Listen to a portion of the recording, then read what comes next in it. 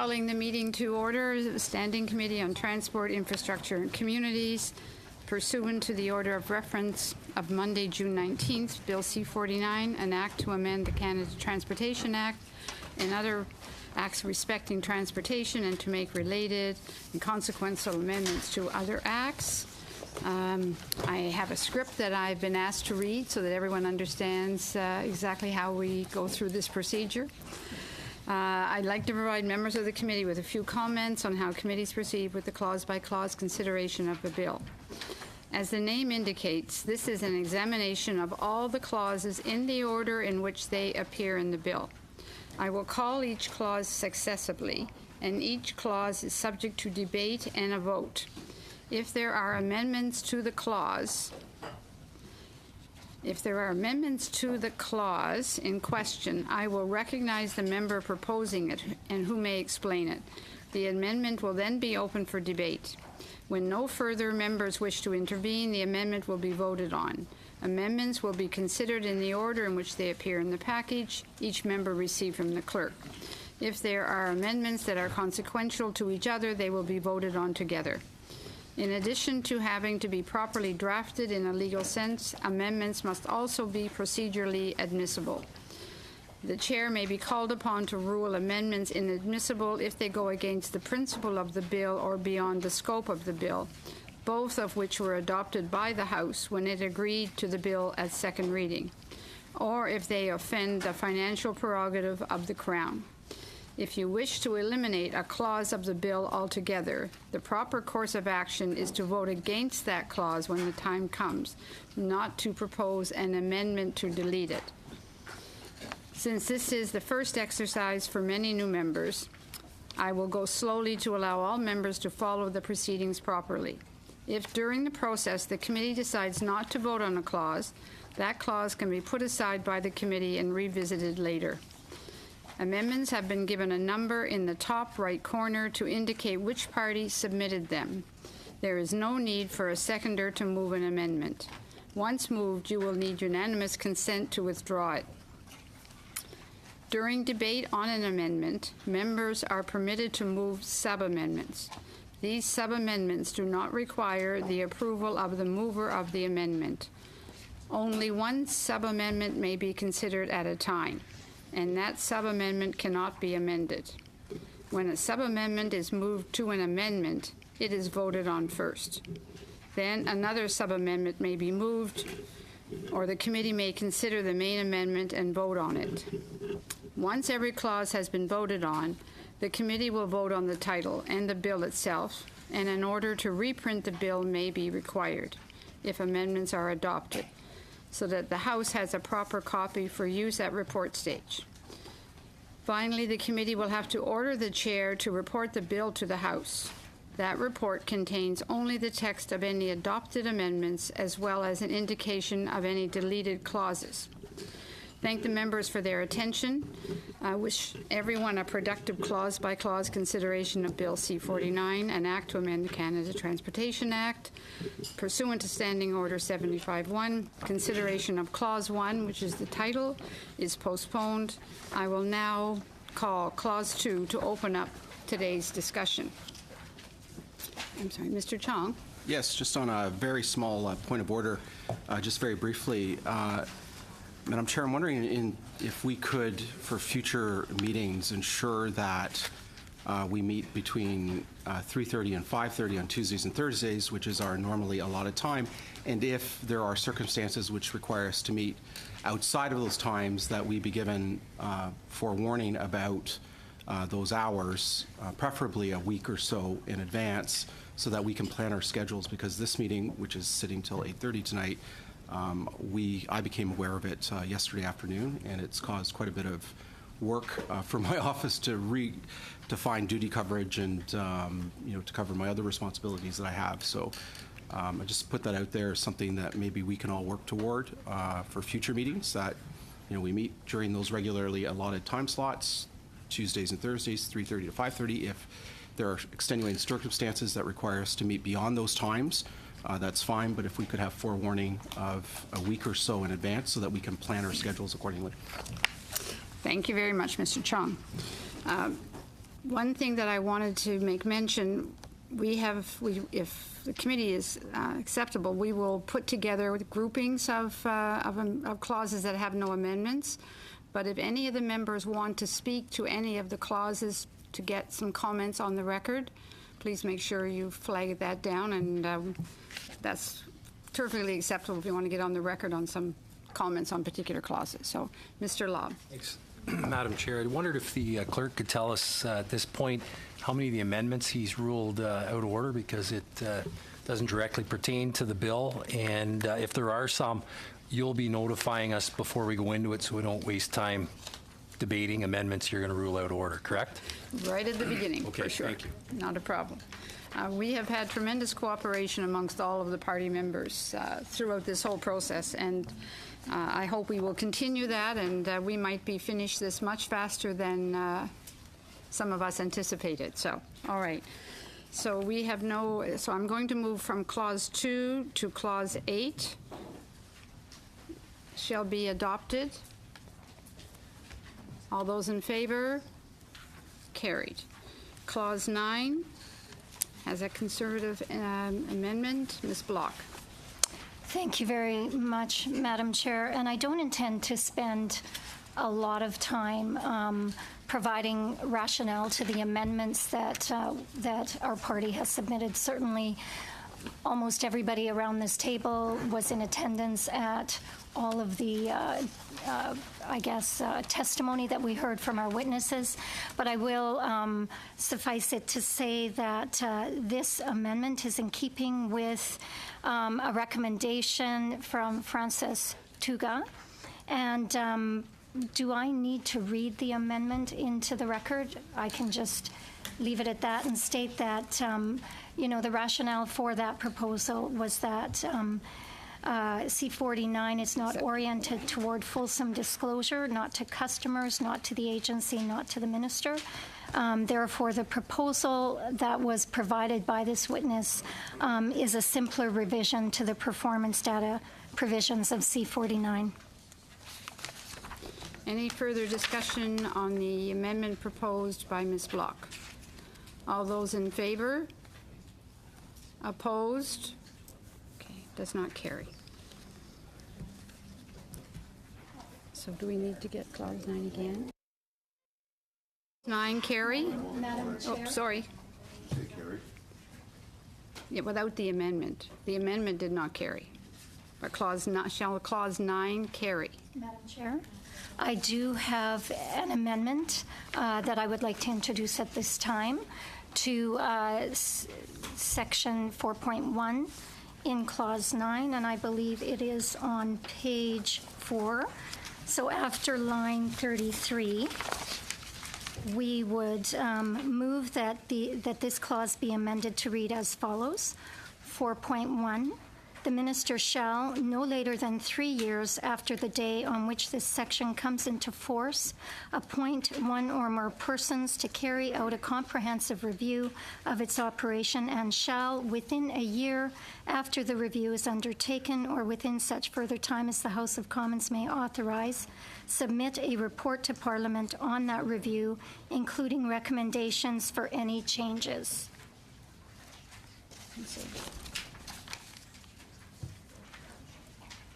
Then it's out of order.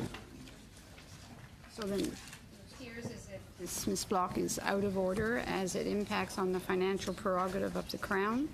I'll ask the legislative clerk if he wants to add some further comment. Basically, I'd say it's because the appointment of one or more persons, those persons would typically be compensated for their services. So that explains the ruling. Thank you. Mr. Aban. Just a procedural question, Madam Chair. When amendments are tabled, could we have the interpreters have a copy before we can dispose of it? Because the wording of what I have before me that comes to us after the interpretation doesn't really correspond, and I have to align both of the things I'm seeing and hearing here. Would you like us to hold this down? No, it's okay. You're okay? All right. So we carried Clause 9. Everybody's okay with that? We have Clause 10, 11, and 12 that have no amendments. We did not adopt Clause 9. I don't think so. Okay. Make sure we do this right. Okay, all those in favor of Clause 9? Opposed? Carries. Clause 10, 11, and 12 have no amendments. So shall Clause 10, 11, and 12 carry?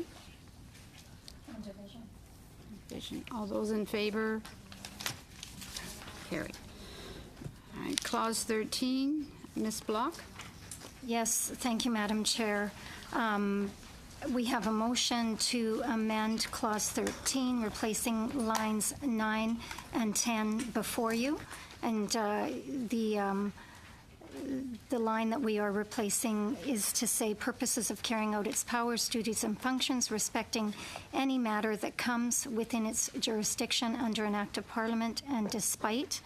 And this was brought forward by one of our witnesses who believed that this was something that was quite important in order for them to be able to continue in their business of shipping. Any further discussion or comment? Mr. Secan? Well, so I guess great minds think alike because I have a similar amendment to make, and I guess I would like to withdraw. I think you, sorry, I'm just looking ahead. I hate to interrupt. I think you guys are talking about two different amendments. I think, sorry, Kelly, do you mind just repeating which one? I'm unsure Sure. which of your proposed amendments we're dealing It's with. Clause 13, Yeah. lines 9 and 10 on page 6. CPC 2. Yes, You're right. My apologies. okay. I'm sorry, Ms. Block, would you like to continue, or any further comment on CPC 2? Just that the witness provided us with the rationale that they believed that the Canadian Transportation Agency should have the ability to utilize this data to fulfill all of its responsibilities as effective decision-making is best facilitated by having the ability to receive and analyze detailed information on all aspects of railway and system performance. Okay, do we do that separate? Okay, so. All those in favor of Ms. Block's CPC 2, please raise your hands. Opposed? Does not carry. Ms. Block, you have CPC 3. This one here, you can mention this. On this one here, it's if CPC 3 is adopted, Lib 1 cannot be moved. And I believe this is maybe where Mr. Secan was looking at making a motion to withdraw. I was saying, great minds think alike. So, no, since it's, we've heard from the witnesses and Ms. Block has already introduced that, I'd like to withdraw my motion. Okay, thank you. I don't think this needs any further rationale provided. All those in favor of CPC 3, please raise your hands. Carried. We still have another one, okay? When the Lib 1 has been withdrawn. So now on the clause. So now the clause as amended, all those in favor? Carries. Okay. Clause 14, Ms. Block. You, Madam Chair, and if I may, I would pass any points to be made on this over to my colleague, Mr. Chong. Yeah, thank you, Madam Chair. I just have proposed some of these amendments because I think the concern that I have with the act, the bill as it's currently worded, is that it allows the minister to approve a joint venture that would not be subject to a full competition review. And I think that would weaken competition in Canada. I think it would weaken the ability of the Bureau to ensure a competitive economy in Canada, and I think by making these amendments, we can ensure that the Bureau has a much bigger role to play. The Commissioner of Competition has a much bigger role to play in approving joint ventures, like they have in the past, where they have disallowed certain transborder routes in order to ensure that Canadians have the best prices available to them for travel. So the purpose of the amendment in front of us, and we're considering just the single amendment right now, is to have the process begin with the Commissioner of Competition in order to ensure that a proper competition review is undertaken and that it is the arm's length independent law enforcement authority in the Competition Bureau and the Competition Commissioner that adjudicates whether or not a particular joint venture is in the public interest. Thank you, Mr. Chong. Could we ask the officials to comment? The Minister of Transport to assess whether there is a public interest in proceeding with a joint venture. As part of that assessment, there would be an assessment by the Commissioner of Competition to assess any impacts on competition. And the Commissioner's assessment would focus on the competition aspects, and he would then make his report available to the Minister so that the Minister can have a fulsome assessment of competition impacts as well as public interest impacts, and the Minister would make the final decision. Any further discussion or debate? Mr. Aubin. Merci, Madame la Présidente. À moins que... Thank you, Madam Chair. Unless the officials can tell me that I'm wrong here, it seems to me that before C-49, only the Commissioner could block an agreement. So I get the impression that even if I agreed with all the amendments proposed by my Conservative colleagues, and I must admit that this is an interesting find, but in the final analysis, it doesn't work because the Minister can sidestep the recommendation and the Commissioner would no longer have the means of blocking something that is, in his opinion, harms competition. So to be sure that I understand the mechanics here, because this is the first time I go through this kind of exercise, so I could support each of the Conservative measures, but in the end, I would vote against Clause 14 because, in my opinion, it gives unreasonable powers to the Minister and removes them from the Competition Commissioner. Am I correct about the procedure here? By all means, yeah. You could be voting for each one of these and then vote against the Clause 14 in its entirety. Merci. All right. Mr. Fraser. Just on these, I don't like the vibe it creates in the room if we just sit silently if we're opposed to a motion. I like to offer some logic, and including perhaps on some data issues that impacted the first proposed amendments. First, with respect to this one of the reservations that I have is really about the public interest. I know that was the intent of the proposal, but I think the policy reason behind the proposal makes sense in my mind. I don't think the competition regulator is particularly well positioned to assess the public interest, and I do think that is a policy decision. So for that reason, I'll be voting against the proposed amendment. And I think sometimes we just owe it to one another to explain the rationale rather than sit silently. Mr. Chong. Thank you, Madam Chair. Whether the amendment passes or not, I just want to make this point. I think it's really important to understand that Canada has some of the best competition framework legislation in the world. It began with the Anti-Combines Act, I believe, some 100 years ago, if my memory serves correct. And it evolved with modernization of the Competition Act in more recent decades. The Bureau and the Commissioner of Competition, along with the tribunals, are considered world-class in their enforcement. And to that end, we enjoy a competitive economy. And I think the conditions imposed on Air Canada and United Airlines in the 2011 time period are evidence of that. I think the current bill weakens our competition law allows, frankly, the minister to override what I believe is to be the public interest, which is an arm's length competition bureau enforcing competition law.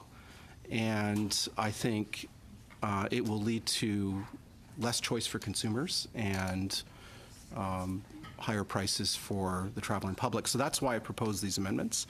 I'm not going to delay much further, but I do want to make the point that this is a significant deviation from current competition law, which is, in my view, world-class, and will weaken what is, world-class bureau and tribunal.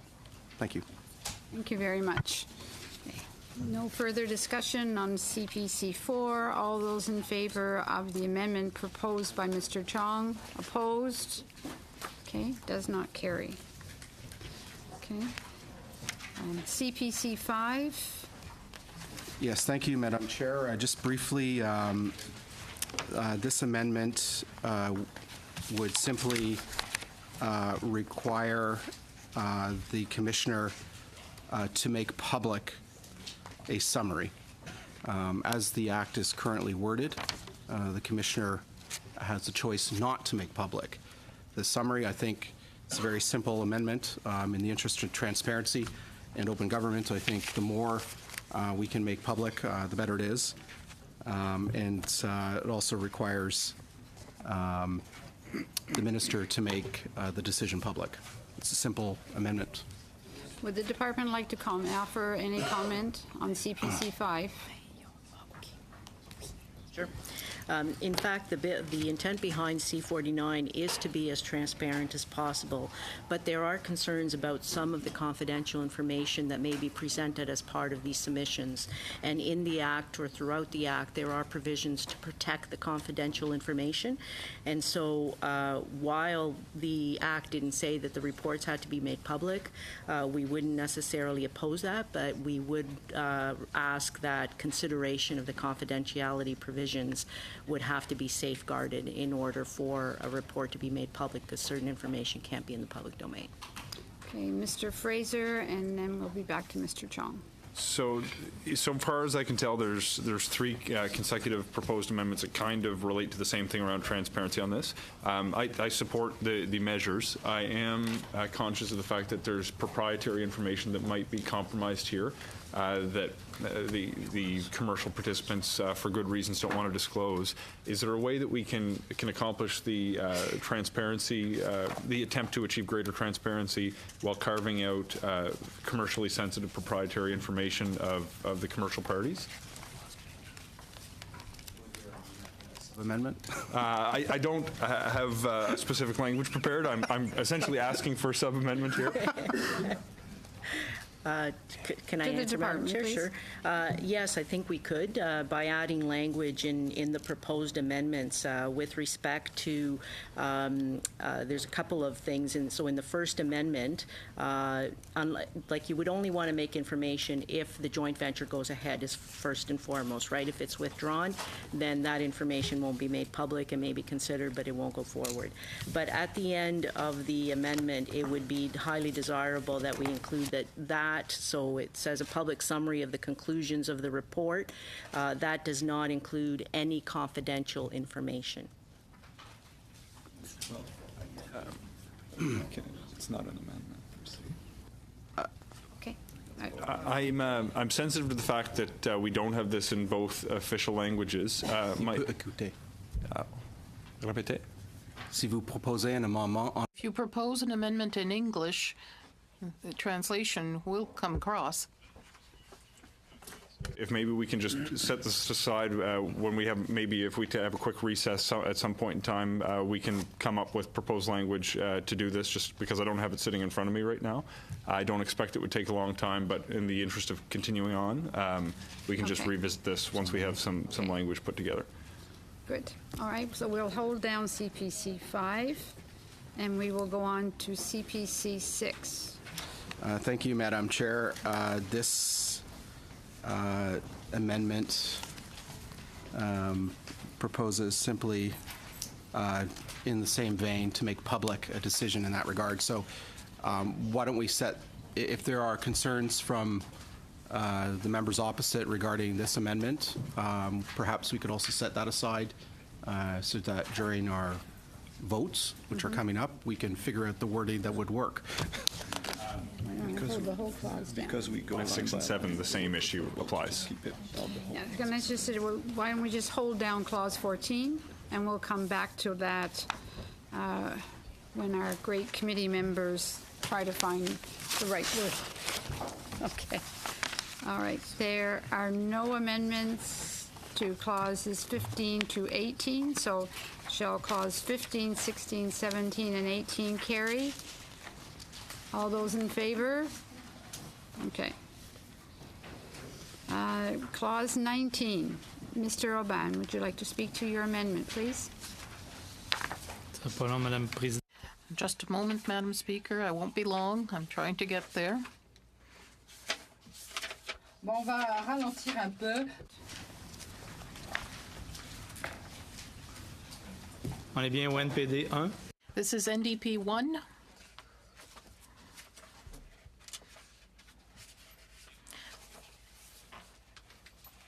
Well, the justification is very simple. In C49, there is a proposal that isn't really one, in my opinion.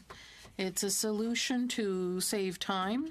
For what purpose? One could discuss that at length, but it seems to me, in terms of a air passengers' Bill of Rights, Canada doesn't have to reinvent the wheel because such charters do exist elsewhere. Many witnesses talk to us very positively about the European Charter, for instance, and all the proposals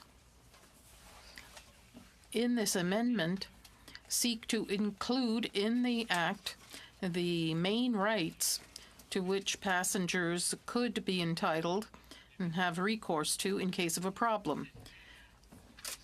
We are not insensitive to the liberal approach that seeks to use all this. It's easier to change regulations than legislation, and we are aware of that, and we're sensitive to that.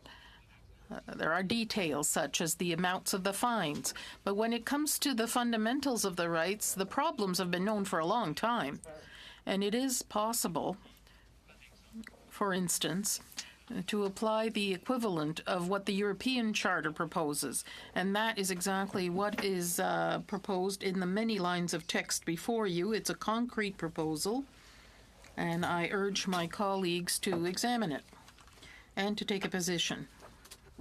Mr. Ben, should we go to the department, and then we'll go to Mr. Iacono? Oh, okay.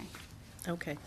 So the bill states that the specifics of the compensation measures or any other measures would be developed in regulation. And the reason why we believe this is most appropriate it allows for proper consultation on the various elements that are listed in the legislation. By including them in the bill, we will not have had time to consult with Canadians about what they believe are the important features that should be in there for compensation or for duty of care of the passenger. If we then have to make changes at some point because the regime is altered, it's also much faster to make the changes through the regulatory system than having to change a bill and coming back through just to change the section of the bill for those amendments. So for those reasons, as is normal when we have something very detailed like this, it's more appropriate to do it through the regulatory process. And I think as Minister Garneau committed when he was here, we have every intention to get onto this and have this regime in place in 2018. Any further discussion? Mr. Aubin? I understand. It's our basic difference of opinion here, and I admit that given all the witnesses we heard, I'd say the vast, vast majority, maybe with the exception of one or two major airlines, they agreed. We did not have to reinvent the wheel, and that charter already exists. So the question that arises is, do we use this whole consultation process to come up with something that already exists and that seems to meet a consensus in order to respond to a couple of airlines. The question is a legitimate one. It seems to me that we could decide, and as soon as there's royal assent, we could have perhaps not a consultation of Canadians, but a real Passengers' Bill of Rights that was proposed many times during the election campaign and even by more than one party. I think the time has come to come up with something. Madam Chair, I'd just like to add to the department's comments that other jurisdictions, such as the European Union and United States, have recognized the need for the flexibility in air passenger rights approach, and both included the details in the regulations and not in the legislation. Further discussion? All those in favor of NDP 1, please raise your hands. Opposed? Okay, does not carry. Shall Clause 19 carry? All those in favor, please raise your hands. Opposed? It carries. Okay, Clause 20, 21, and 22 have no amendments, so I will ask, shall Clause 20, 21, and 22 carry? All those in favor? Carried. Opposed? No. Clause 23, CPC 8.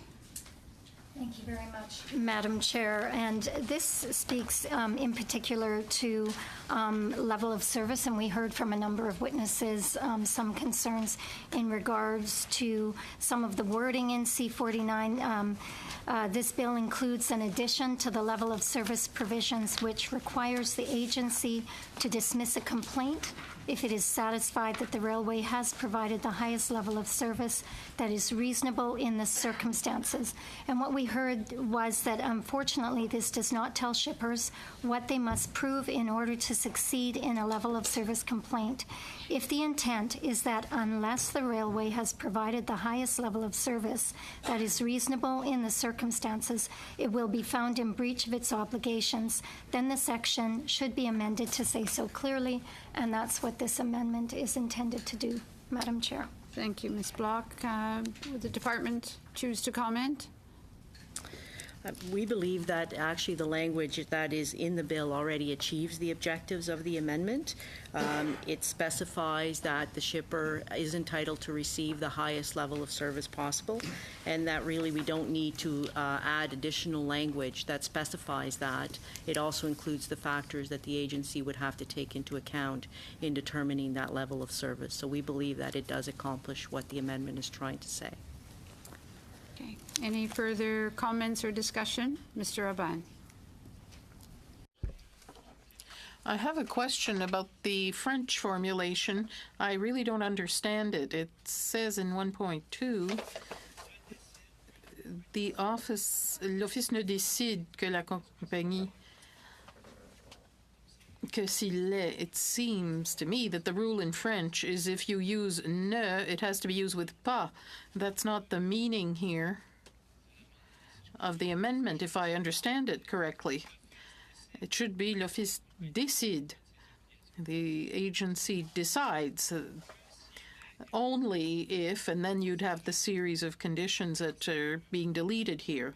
But it seems that drafted as it is here in French, it doesn't make sense. Not to my ear, anyway.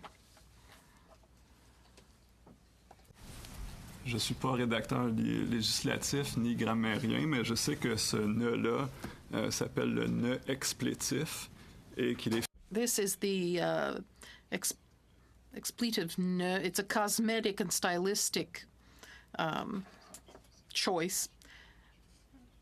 I don't think in and of itself it's incorrect, but I want to make sure I understand the spirit of the amendment. So the company would have to fulfill these obligations regardless of the conditions that are being deleted here. That's the spirit of the amendment? Yes. That's what I understand. But perhaps the department could comment as well. I'd ask my colleague, who's a lawyer, who could answer your question.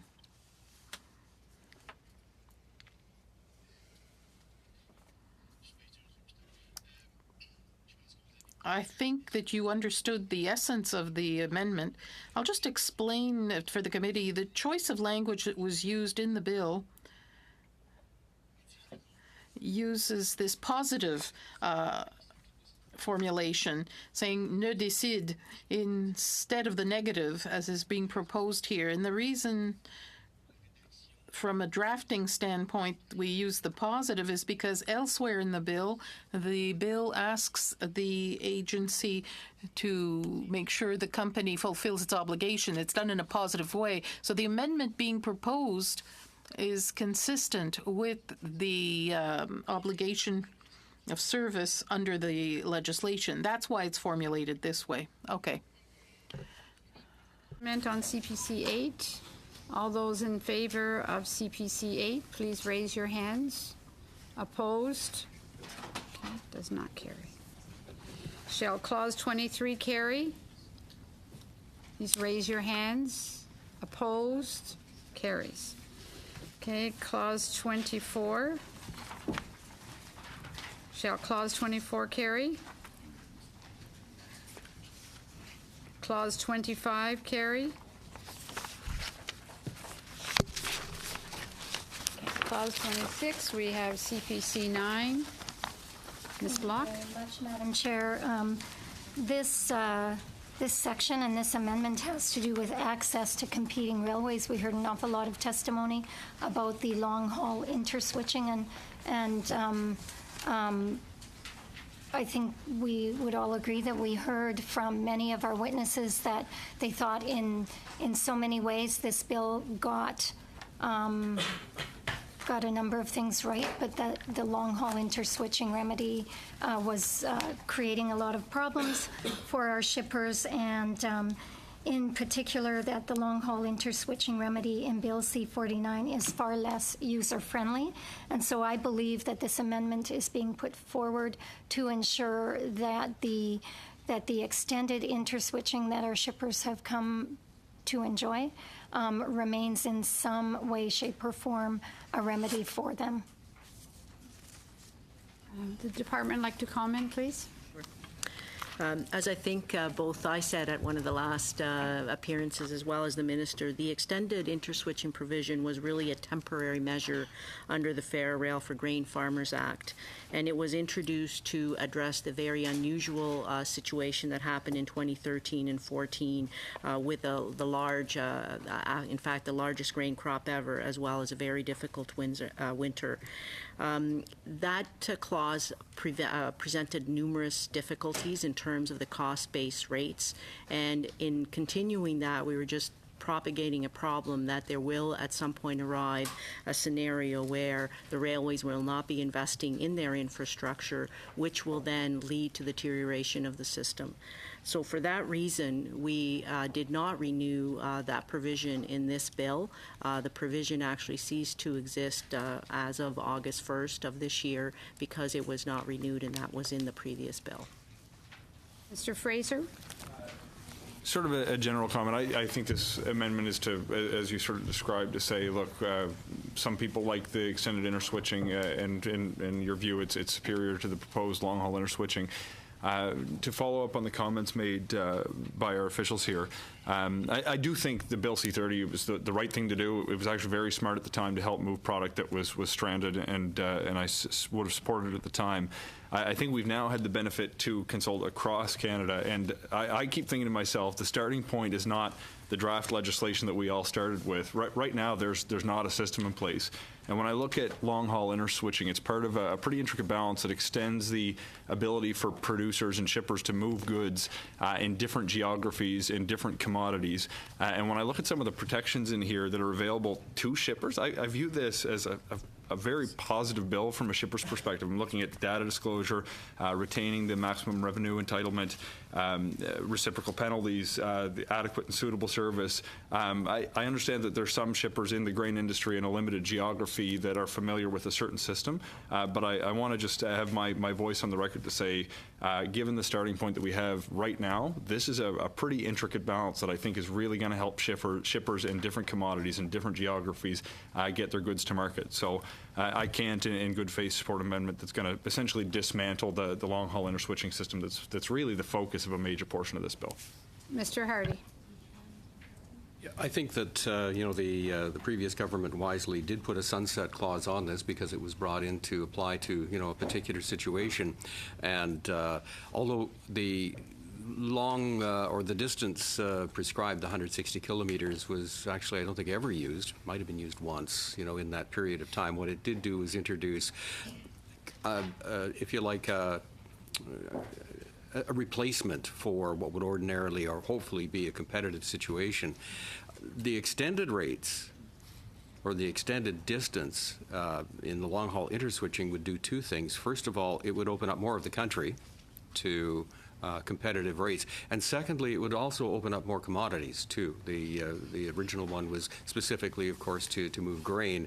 We have, a lot of interest in the mining and forestry sectors in British Columbia, in northern Quebec, et cetera, et cetera.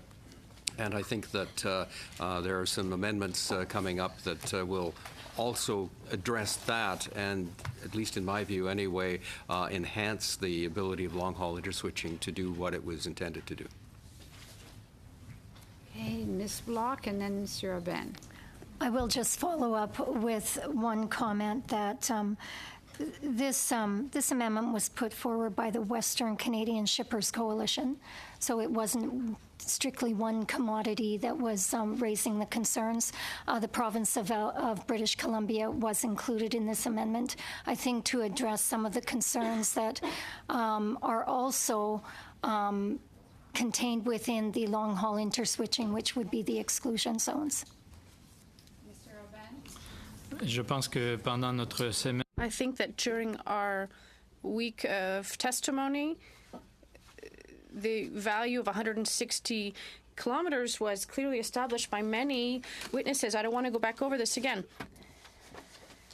So I am in favor of the amendment proposed. My only question is that with this amendment, we should specify BC, Manitoba, Saskatchewan.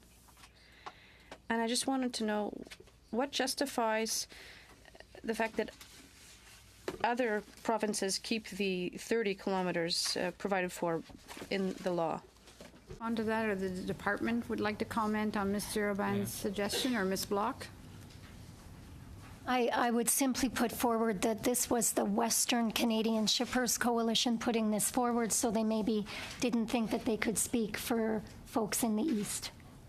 I think that's Ms. Borges. Maybe I can add that c'est une bonne question. La raison pour It's a good question. The reason we did not cancel this provision, is for this reason, because it's limited to three provinces rather, and the rest of the Canada can't benefit from this.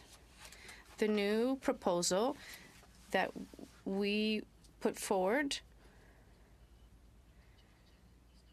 for the long-haul interswitching, this is for the whole country, so it covers a greater distance, and it applies to all commodities that need to be moved from one place to another. We think that the new proposal is better than the extended interswitching. Mr. Aubin? juste une question. One question for Ms. Block. For her, the idea of putting 160 kilometers for the whole country, would that work? Or in the proposal, should it really be 160 kilometers for 4 provinces and 30 kilometers for the other provinces? Proposing an amendment to expand it to across the country, I think that I would see that as a friendly sub-amendment. Alors soyons amis. So let's be friendly. I'll propose that then. Needs to be worded. It needs to be worded in legalese language for the legislative clerk, and it needs to be in writing. It doesn't need to be in writing. We could hold this down. If it's really simple. If it's really simple, Mr. Aubin, the clerk says he can. C'est très simple. It's quite simple. We would just have to put a period after the word interswitching, and then with the 4 provinces that are written, we could just say that it applies to the entire country.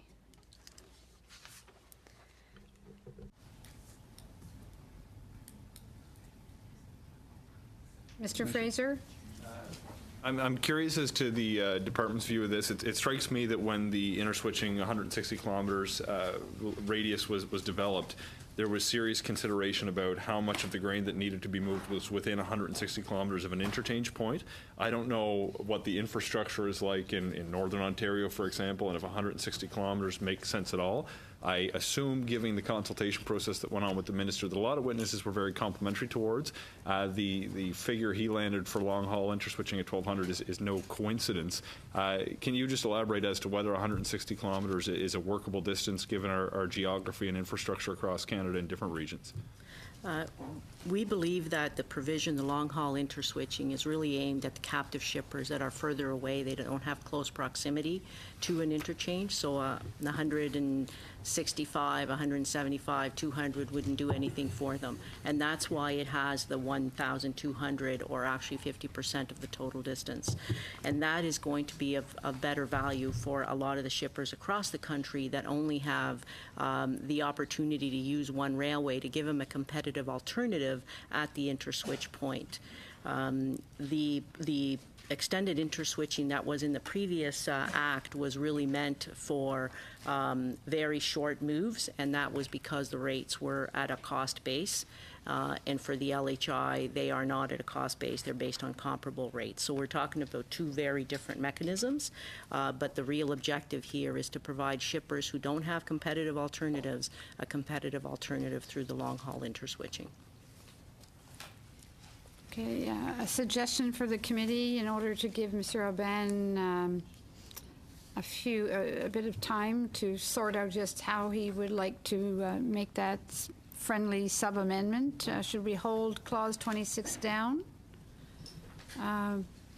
for a short period of time in order to give Mr. Aubin an opportunity to ensure that his sub-amendment is prepared? Is that all right? Everybody's...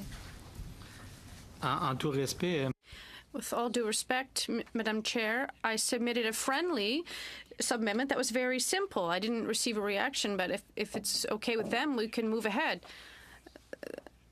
There was just nothing to add, just something. I mean, there's just only one small element that we had to add. Not clear on exactly what it is that you wanted to achieve. So I, too, am not clear what the actual statement would be, how it would read. So if I had that in front of me. So hold 26 down. Okay. And Mr. Bunn, if you can work with your staff and Ms. Block's staff and put something together that the legislative clerk is comfortable with, and then we can deal with it again. So we'll hold Clause 26 down, right? Everybody's good with that. Okay, Clause 27, shall Clause 27 carry? There are no amendments there. And shall Clause 28 carry? Everyone in favor? Opposed? Okay. Now, Clause 29. So, okay, before Ms. Block, you start, again, Mr. Aubin on NDP 2 is identical to CPC 10. Right? So it cannot be moved until there is a vote on CPC 10. So Ms. Block will speak to that now. I'm sorry, can you repeat that? CPC 10 is I believe, your amendment? Yes, it is. And the NDP 2 is identical to CPC 10. Okay, again, Madam Chair, I believe this this amendment was made by several witnesses. We know that at least 3 witnesses we heard from came forward with this exact recommendation. It has to do with clauses within the long-haul interswitching section, again, which, with all due respect to my colleagues across the way and our departmental officials who characterized C49 as a crowning achievement when they were here to provide testimony to us at the very beginning of our study, without fail, every single witness. Need you to clarify if you're speaking to CPC 10, or yes. Are you speaking to the one that your staff have just handed out? I'm speaking to CPC 10. All right. Yes. Thank you. So without My fail, apologies. every witness that spoke to us about long-haul interswitching said that for the most part, they could live with long-haul interswitching, but there were a number of amendments that needed to be made in order for it to be effective for them. And that's why this amendment is in front of you today. The department want to comment? Given that we are talking about two separate provisions in, one proposed and one already in the Act already contains a 30-kilometer interswitching zone, which any shipper can use, and they can take the traffic within that 30 kilometers and have it switched to another railway, and that is a cost-based rate. By using the long-haul interswitching, you are beyond the 30 kilometers. You would be going way beyond that, and so you don't have to have access to the 30-kilometer interswitch. You're in fact going further than that. If you had the 30-kilometer, that's what you would in fact be using, not the long-haul interswitching.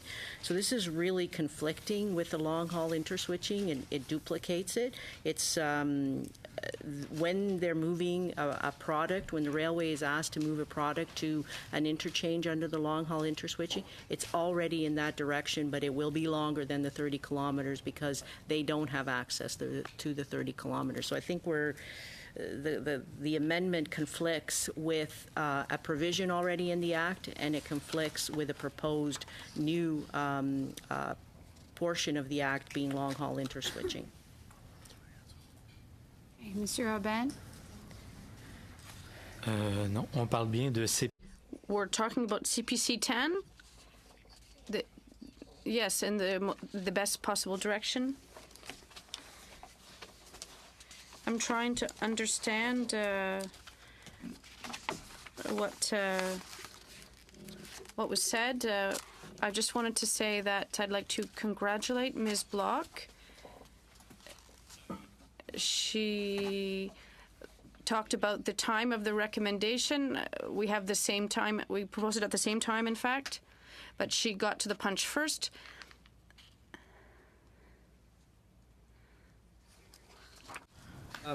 Maybe staff can address this. We did have discussions coming up about trying to avoid a shipper having to basically send their goods in the wrong direction in order to get to an exchange point. But my understanding is that if in fact the 30-kilometer interswitching distance applies, so 30 kilometers is not a big deal, but if no such exchange point exists within the 30 kilometers, then in fact the shipper would be free to choose the exchange point that is in the direction he wants his material to go. Correct. Okay.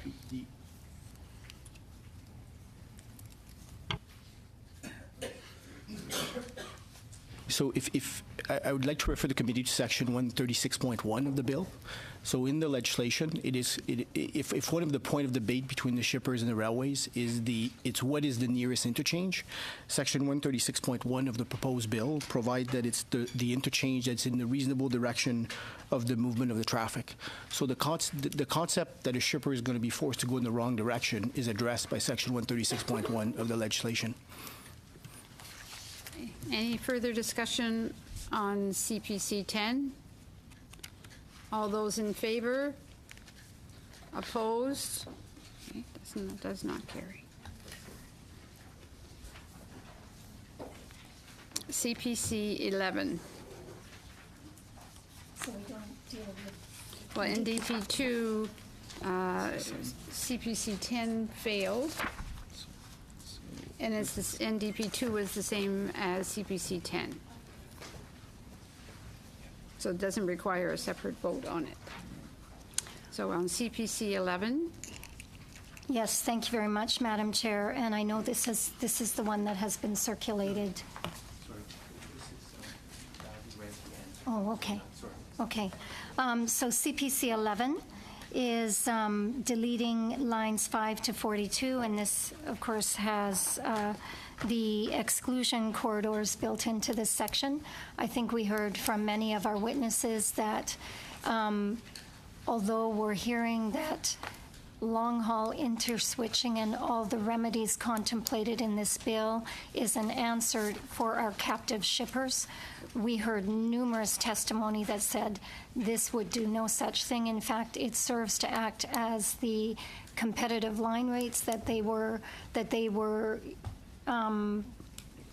used to have to use and which were rarely used, and so we have put forward this amendment.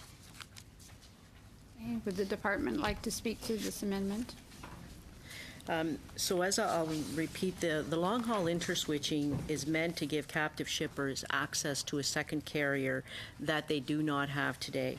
Shippers already located within the 30-kilometer interswitch distance have access to a second carrier, in some cases more than a second carrier, so they already have competition and access to more than one railway. The other exemptions in there refer to traffic like intermodal traffic, automotive traffic. They also already have access to competitive transportation alternatives. So that's why they were excluded. There were other exclusions proposed because of the nature of the handling of that traffic, such as radioactive goods, oversized shipments, because it would be really, really difficult to switch that traffic between one carrier and another. So all of this to say that the exemptions that were put in there were well thought out, and there was a valid reason for each and every one of them, that either because they have competition or because there would be difficulty in switching that traffic between carriers, that was why it was excluded. So we cannot support this in the context of what the LHI was meant to do from a policy perspective, was to give the captive shippers a new remedy that they don't have today. Mr. Hardy? I was just going to ask Ms. Block why you wanted all of this section to be deleted, because the movement of toxic inhalation, hazardous material, radioactive material, et cetera, where additional handling through an interswitching arrangement could, increase the risk of some sort of a mishap and some pretty dire consequences. Ms. Block, would you like to respond? Yeah, I would like to respond to two things. Firstly, with all due respect, I think it's highly inappropriate for the departmental staff to telling us what they can or cannot support in terms of an amendment that's come forward from a parliamentarian when we are working through clause by clause. I appreciate the explanation of the bill as it is written by the departmental officials, but knowing what they can and can't support, I think, is inappropriate. I think it's for the parliamentarians to determine that. Agreed. Secondly, I think that the question put to me by Mr. Hardy would be that we heard from the Chemistry Association and from the Fertilizer Association that there is already legislation in place that governs the movement of toxic inhalation hazardous material as well as other dangerous goods, and that they felt that this was actually then, they are excluded from using the long-haul interswitching remedy, which they too would need. Any further comments, Mr. Hardy? Yeah, again, I would ask staff if the current provisions to deal with the TIH, radioactive material, oversized traffic, et cetera, would that stand as preventing the shippers of those goods from using long-haul interswitching, the current provisions that Ms. Block referenced? Yes, in the current provisions in the bill, toxic inhalants are excluded from using the long-haul interswitching. No, I'm sorry. What I meant was if Ms. Block's amendment carried and all of this was taken out of the bill, would the existing provisions prevent the shippers of these goods from using long-haul interswitching? Mr. Langlois? Go ahead. If we remove all the exception from the list in subsection 129 sub 3, then there's no impediment for TIH shippers from using the remedy to ship the goods. Mr. Aubin. Merci. Thank you. My question is for the public service, but also to Ms. Block. If I understand correctly, when we talk about interconnection, we also often talk about economic advantages that the shippers can obtain. We're trying to say that all those who are part of the exception won't have a right to this competitive advantage. I wonder if we have the problem in the right place. When we talk about transportation of dangerous materials, we don't want to increase risks with this interconnection, but at the same time, have we got our finger on the right problem? If there's dangerous products such as oil, and they're in... The problem is not with the interconnection, it's with the train cars themselves. So this problem should be solved elsewhere and not in this article clause. I don't see how we can justify depriving grain producers from economic advantages if this problem is linked to the vehicles themselves. Am I on the mark here? I'll respond to the clause in question, but we shouldn't forget that the same material can be transported already.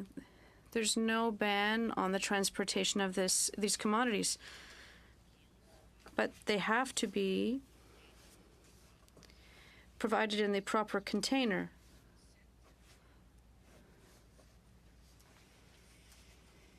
This section of the bill, as you say, it's an option for shippers who have no competitive choice.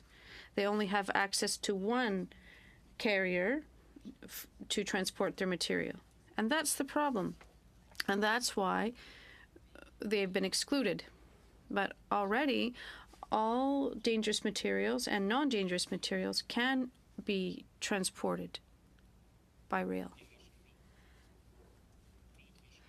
And the other choice they have is by truck or by boat. So I think we saw it's no real choice here. Thank you. Of the committee, before we vote on the amendment, if CPC 11 is adopted, CPC 12, NDP 3, and CPC 13 will not be able to be moved because it's effectively deleting that section. Right? All those in favor of CPC 11, please raise your hands. Opposed? That amendment does not carry. Okay, CPC 12, just for the information of the committee, again, we have like minds. The NDP 3 is identical to CPC 12. Ms. Block, would you like to speak to this? Madam Chair, I think I spoke to a prior amendment that was very similar in nature in terms of outlining the movement of the traffic in the reasonable direction, and so I won't take any more time. Any comments on CPC 12? The department want to add a comment? Mr. Aubin? Simplement pour dire. I just wanted to say that once again, experience has it because Ms. Block beat me to it, and I approve the amendment. CPC 12, please raise your hands. Opposed? Okay, does not carry. Okay, that NDP 3 is out. So we're now down to CPC 13. Ms. Block? CPC 13, page 23. That Bill C-49 in Clause 29 be amended by deleting lines 28 and 29, and this speaks to since my first amendment on this section did not pass, then we would be supporting recommendations by a number of witnesses to remove the movement of TIH, toxic inhalation hazard material. And I think they spoke more around the common carrier obligations of a railway when it came to moving this kind of material. And if they do not have access to the long-haul interswitching remedy as a result of the goods that are being carried, that there's a thin edge to the wedge there. Any further comments on CPC 13?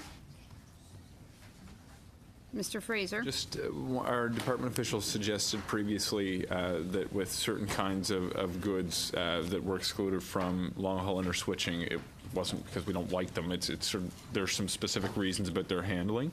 I'm just wondering if you have comments with respect to this amendment that you could sort of explain that in a little greater detail. Yes, this is one of the ones that I mentioned, actually. TIH and nuclear materials are, because they require special handling, there are liability considerations that go into the setting of the rate and the tariff for the movement of those goods. And so if you have the good transferred from one railway to another railway, the mechanisms for attributing those liability considerations becomes very complicated. And that's why they were excluded for that reason, because they do get into a conflict between what one railway may do, what the other railway was contracted to do. But there's nothing limiting their access to other remedies in the okay. Not at all. In fact, I think a lot of these shippers likely have access to the other remedies. Well, they have access to the other remedies in the Act, such as the level of service provision, final offer arbitration, and all the other elements that are already in the legislation. Okay, thank you. Ms. Block? Just to make a point, uranium is not transported by rail because the rail lines have made it far too expensive an option for those companies that need to transport uranium. It's transported by truck because they are not meeting their common carrier obligations. And they've gotten around it by making it far too expensive for uranium to be transported by rail, so it's transported by truck. That's the remedy that's available to our uranium producers right now in Canada. Any further comments on CPC 13? All those in favor of CPC 13, please raise your hands. Opposed? Does not carry. Next, we have Lib 2. Mr. Hardy? Yes, this amendment seeks to address something that came up in the examination of the long-haul interchange scheme put forward, and it concerned the exclusion corridors and the limitations on shippers that perhaps were outside those exclusion corridors that needed access.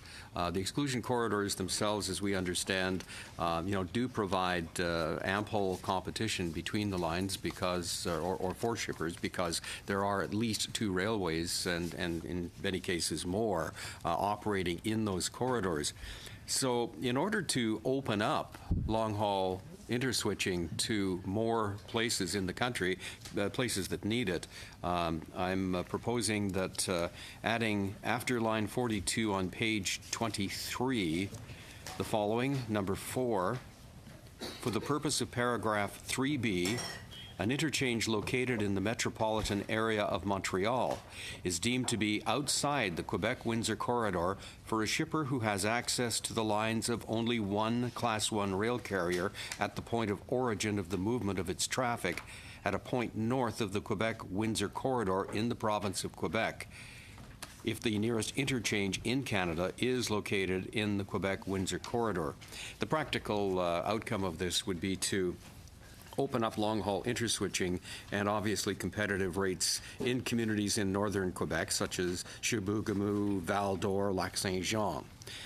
And similarly, number 5, for the purpose of paragraph 3B, an interchange located in the city of Kamloops is deemed to be outside the Vancouver-Kamloops corridor for a shipper who has access to the lines of only one Class 1 rail carrier at the point of origin of the movement of its traffic at a point north or southeast of the Vancouver-Kamloops corridor in the province of British Columbia if the nearest interchange in Canada is indeed located in the Vancouver-Kamloops corridor. So this would open up, again, long-haul interswitching competition for communities in southern BC, the Columbia-Kootenay area, as well as north up through Blue River, north of Kamloops, all the way to Prince George in that area.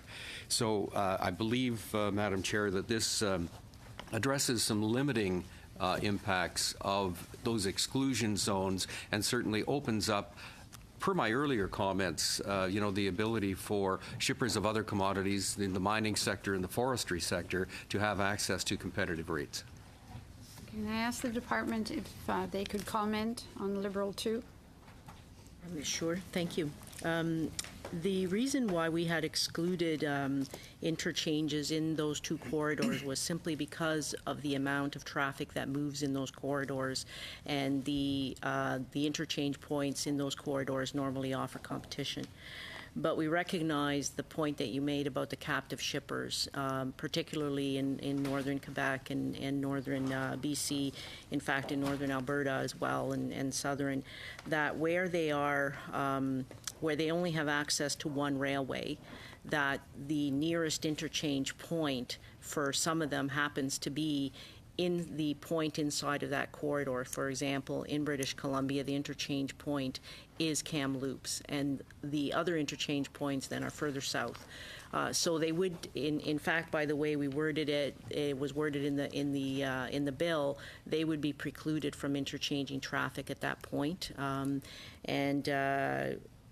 I think that giving them access to Kamloops will make a lot of those shippers in those remote areas enable them to have access to a proper interchange.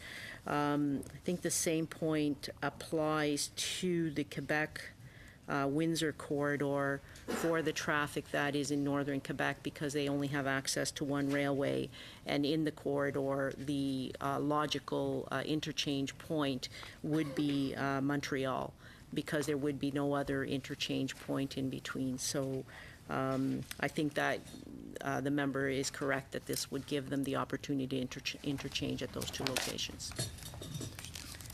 Mr. Hardy?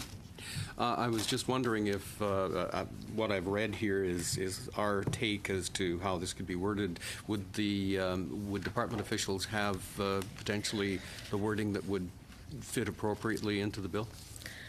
I think we would, particularly, I think the wording for Quebec is a little bit easier. We can just focus on the north.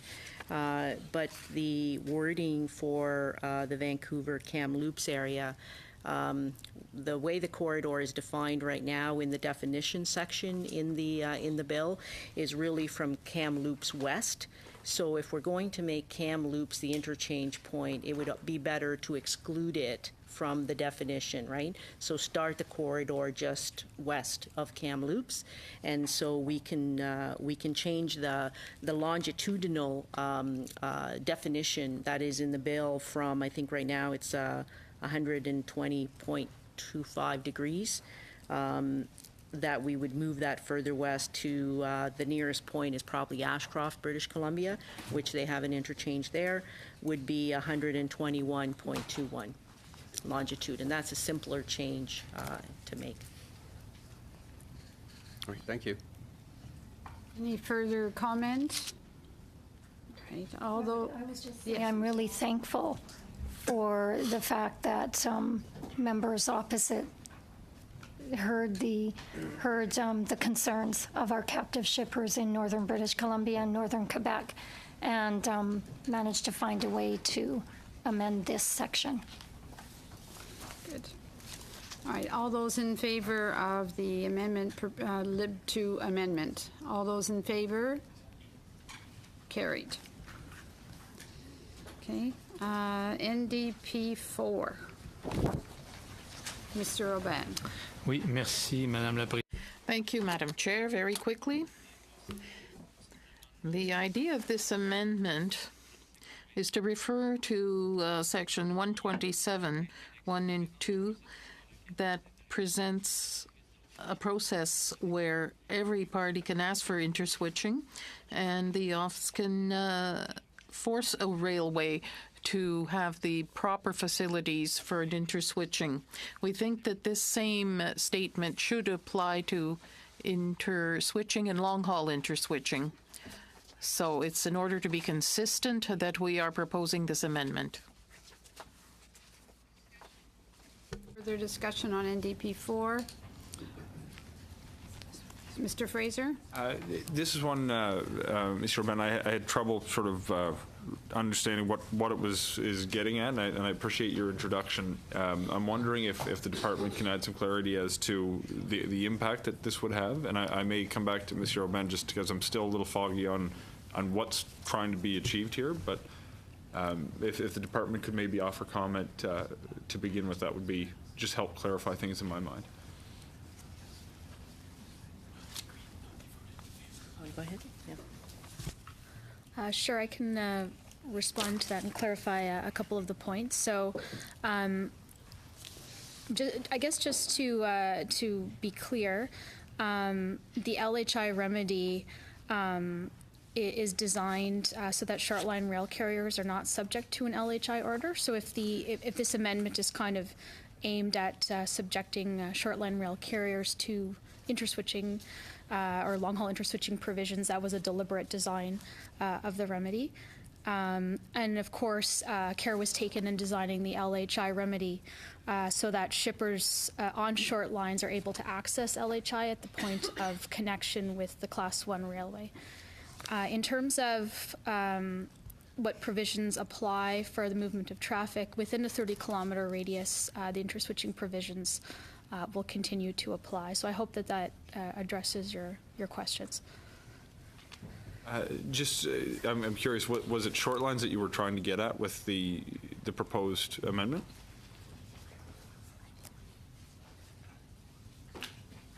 Pas sûr d'avoir bien saisi la question, mais si je peux répondre. Not sure I understood the question properly, but if I can answer, the objective of the amendment is to harmonize the opportunities and rules that are given to short-haul interconnections with those of long-haul interswitching. So the same rules would apply for Category 1 railways. They'd have to provide proper facilities.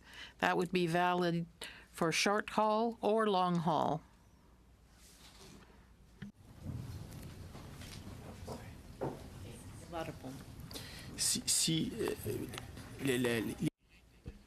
The short haul interconnections would continue for traffic on a short line railway. Excuse my French, a short line in French, and a Class 1 railway. So those rules continue to operate. The provisions of the law will continue to apply to that movement. If that goes beyond the 30-kilometer rule under the Act, well, ultimately, as Ms. Jost told me, the long-haul interswitching would apply to a railway that's not a Class 1 railway. Is there a discussion? Okay. All right. All those in favor of NDP 4, please raise your hands. Opposed? Does not carry. Okay. CPC 14. And for the information of the committee, again, our great minds are working alike. The NDP 5 is identical to CPC 14. Okay. Thank you very much, Madam Chair. And again, I would just point out that numerous witnesses provided testimony to the committee and made this recommendation to us. Just to quote what we heard, we are also very concerned about the ability of the LHI provisions to address shipper concerns over rate setting. In other words, the way C49 is currently written, it places a floor on LHI rates, indicating that a rate cannot be less than the average of per ton kilometer revenue of comparable traffic. The bill needs language that gives the Canada Transportation Agency the ability to consider commercially comparable competitive rates when determining interswitching rates. And they recommended that the CTA should also give regard to the actual cost to move the shipment, not what the railways have managed to charge in the past when monopolistic powers were at play. Thank you.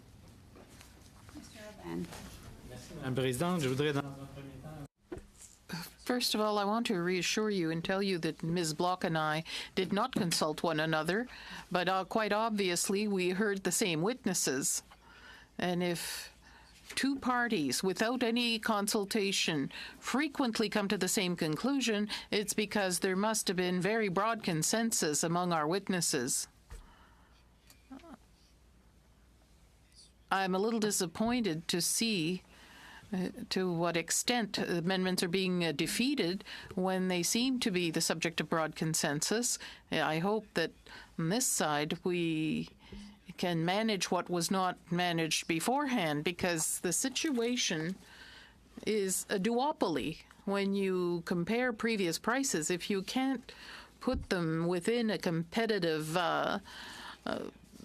range, the process means nothing. That's why this amendment is there, to make sure that the comparative can also be based on competitive footing. Mr. Fraser. Sure. I appreciate where you're both coming from. One of the things that I really struggled with was trying to comprehend how LHI is going to create a competitive rate when you're dealing with pseudo competition realistically. One of the things that I stuck out for me from the testimony was we heard that right now Canada is maybe the most competitive shipping rates worldwide. I don't know if we had explicit testimony that considered every single country, but we're certainly among them.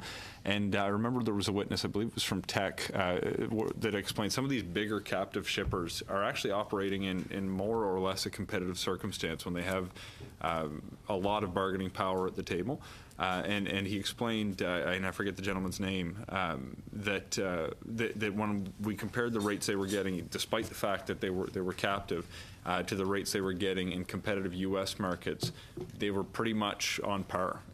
And I'm very concerned about upsetting the balance that's been struck in long-haul interswitching, because I see certain measures being proposed in the amendments that could cause the railways to not be economic, and I think we have a lot of measures for shippers that I'm very, very happy about.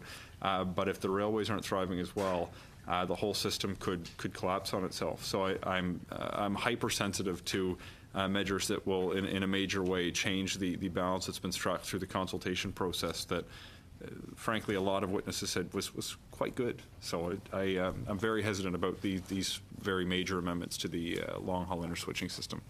Mr. Hardy. The original or the interswitching regime that was brought forward in the Fair Rail for Grain Act, provided for interswitching rates to be set. They weren't subject to any kind of commercial test.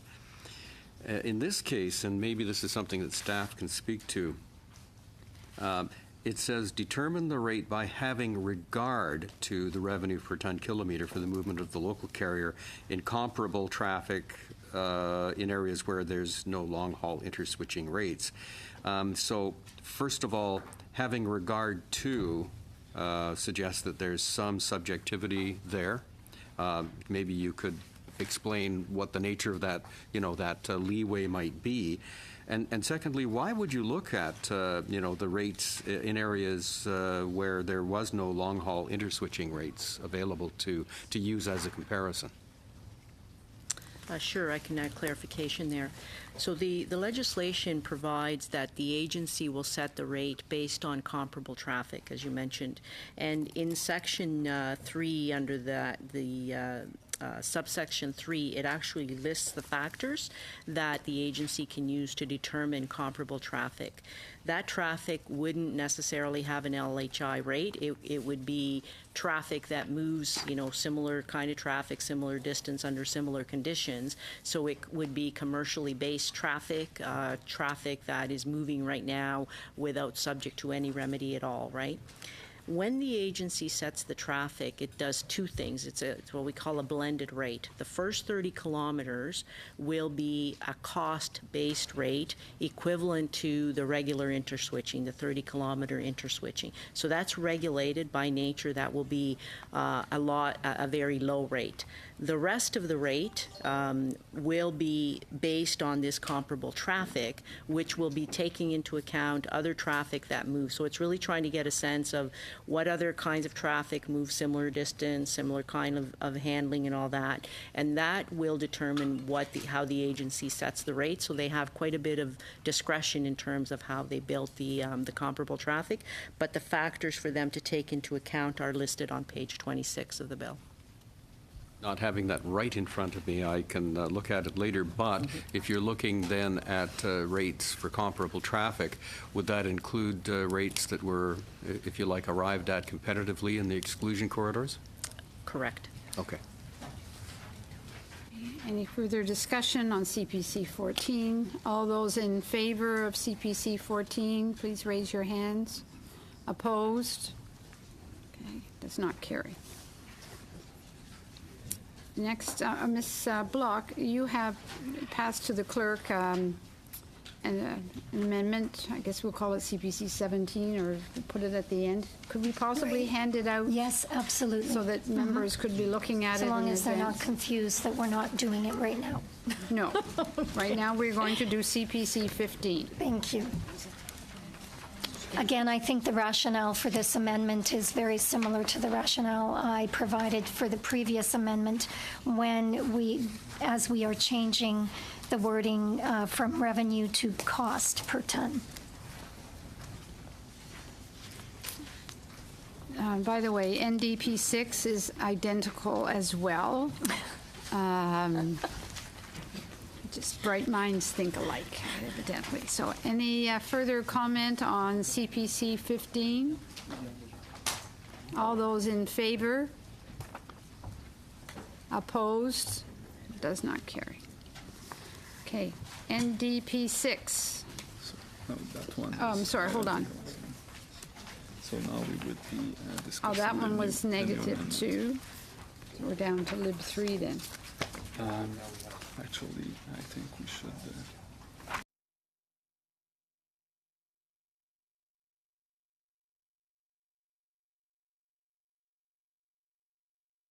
Madam. Okay, we're going to go forward with the one that was just given out to you from Ms. Block, referred to as 17A, and if you'd like to speak to that. Sure, notwithstanding that we've had rulings already on similar amendments that I've put forward in regards to a review no later than 3 years of this bill coming into force, appoint one or more persons. I guess I would state two things. I think, I respect the ruling of our assistants in this.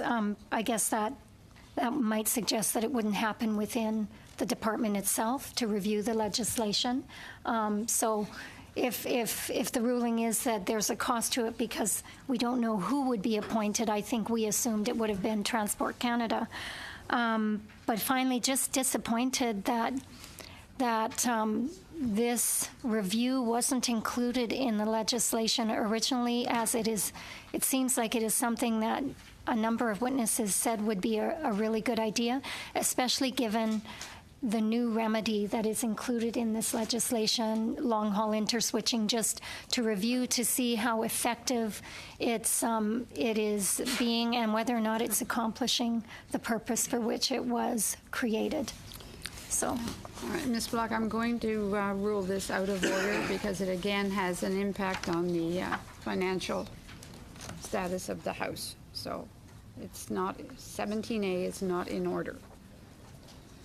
All right. Okay, we're on to Liberal 3. Mr. Fraser.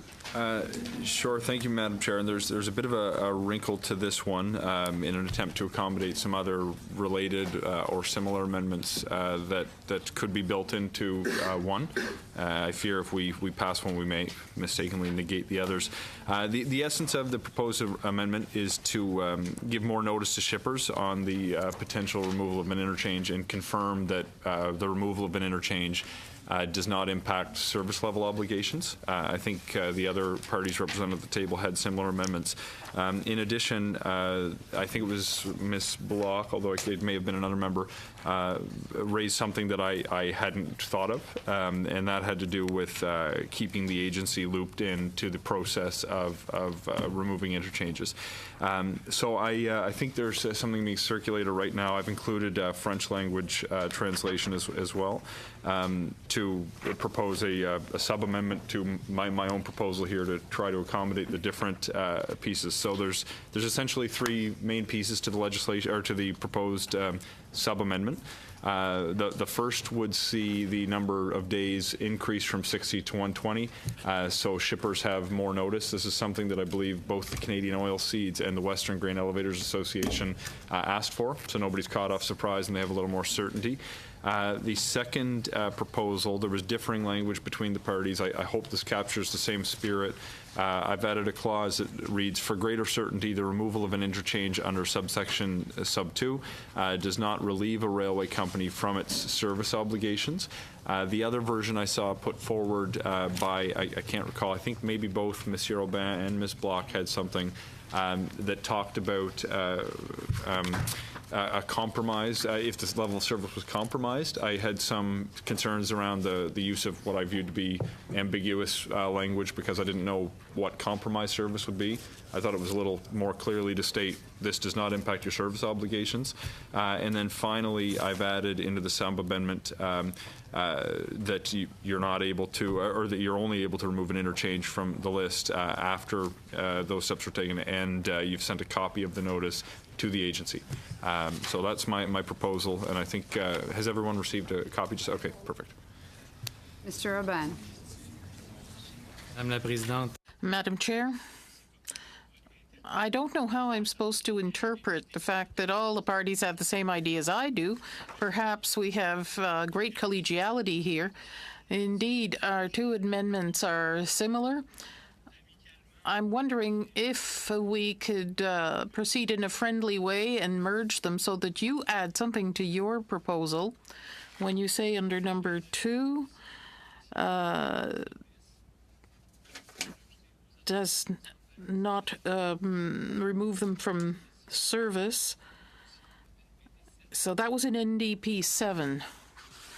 We were saying would harm its ability under 113 and 114. So if we could add 113, 114 at the end of your proposal, we'd be saying exactly the same thing.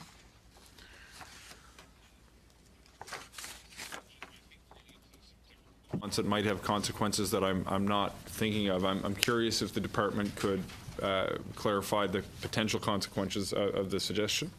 I'm going to ask the lawyer. L'avocat va répondre. Strangely enough, the English version can't refer to 113, 114 because Section 111 of the Act defines service obligation as including service obligation found in Section 113 and 114. The French does, however, have to mention les obligations de service prévues aux articles 113 et 114 because in the French it's not a defined expression in the Act. So the French would have to refer to it. Okay. So just to clarify, so the in the English version we can say the level of service that is proposed, the service obligations, but in the French we have to specifically refer to Section 113 and Section 114, which specifies what the service obligations are. So it's just a linguistic differentiation, but the intent is okay. There's no actual substantive consequences, just no part of that. That's fine. Okay, please go ahead, Mr. So basically, I think this would need to be moved directly as your amendment, because you're kind of moving the amendment and sub-amendment at the same time. So for this to be more understandable, I think you just need to move it directly as the second box that we have here, plus what we just said about the French version. That would make things understandable for me. So, just procedure-wise, would it then be appropriate for this Lib 3 to be withdrawn and this new amendment to be put forward now, dropped on the table for us to consider? That's what I'm proposing. I've got a little bit of homework to do already with one that we've set aside. I'm getting confused myself, and my French is terrible. So I think it might be best if I recruit some help on the bench behind me, and we just revisit this with an actual paper copy that I can put in front of everyone. Is that okay? That's just a great idea. All right, so we're going to hold down Lib 3 as well.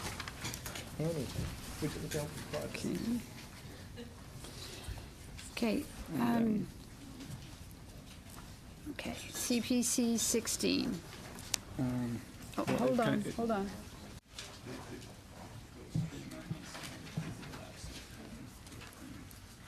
I would be open to that, yep. All right, so we'll hold down the remainder. We've done very well with that clause, but we'll hold down the remainder of clause 29, okay, until later. Okay, all right, there are no amendments to clauses 30 to 41. Anyone wishing to comment on those? If not, I will move clause 30 to 41. All those in favor? Opposed? Carried. All right. 42, which is CPC 17.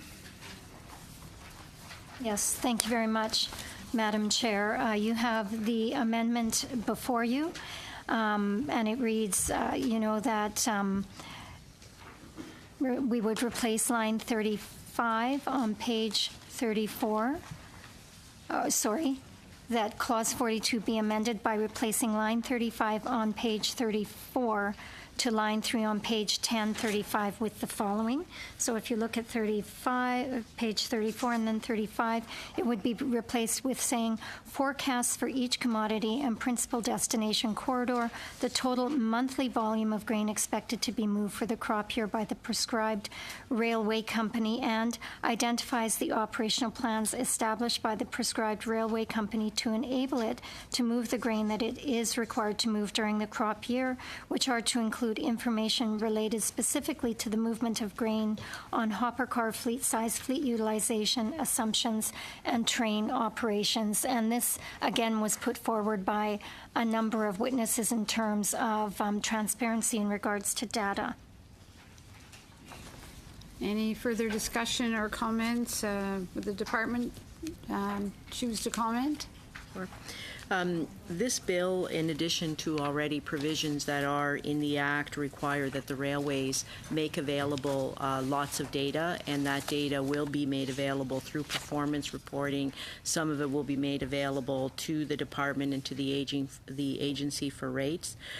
So already we have a lot of information, and that information is in the public domain. There will be more data coming. In addition to that, in this bill, the minister is given the flexibility to ask the railways to provide the relevant information for the carriage of their crops for the crop year, and how that information will be communicated, the form it will take, the details of the data to be provided will be done through the regulatory system. And so we believe it is better to leave that to the regulation, because we need to consult with all the parties, with the shippers, with the railways, to make sure that we're getting the information of greatest value to the users of that information. But the minister also reserves the right to ask the railways for their plans, their contingency plans on an annual basis. So I think we have in the bill what the amendment is proposing, and it's really the mechanism by where do we do it, through regulation or through the bill, and we believe it's more appropriate to do it in the regulation, the details. Mr. O'Brien? Pour une rare fois, For once, I don't have any equivalent amendments to Ms. Block's, but I still am in favor of the amendment because I think it clarifies the requirements. A railway, if I understand correctly, it'll be easier for them to show their ability to do the work, and they'll still have to provide a forecast to make sure timelines are respected and the contracts are honored. So it's a good decision. Thank you. Any further comments on CPC 17? All those in favor, please raise your hands. Opposed? Does not carry. We have clause 43, 44, and... We need to adopt clause 42. Okay, we got to adopt. Okay, shall clause 42 carry? If that's what you're supposed... Opposed? Carries. No, I'm just trying to say to everybody, no matter which side you're on, like, raise your hand. All right.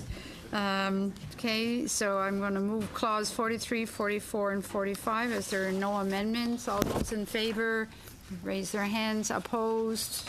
Carried. Okay, clause 46, CPC 18.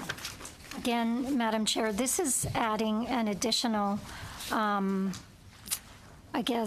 point to be under subsection 161.2, B1, if the shipper intends to proceed with the arbitration as set out in section 164, a statement to that effect. And again, that would be, I believe, providing greater clarity in terms of the shipper's intents. Any comments on CPC 18? Mr. Fraser. It's just about procedural oddity. Maybe the clerk can clarify. There's two related provisions here, and if I'm not mistaken, the 18 might not work unless 19 is adopted. Am I wrong here? Just let the clerk. Ms. Block, they're both your amendments. Right. So I guess I would have deferred to the Legislative Council in terms of the ordering of these amendments, which should come first and which would have nullified the other. And if we have to consider them reversed, that's fine.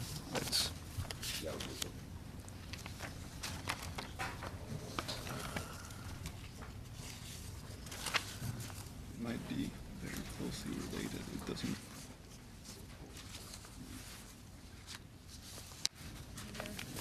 Very much closely related to Yes. each other. Yes. So it wouldn't matter which one went first.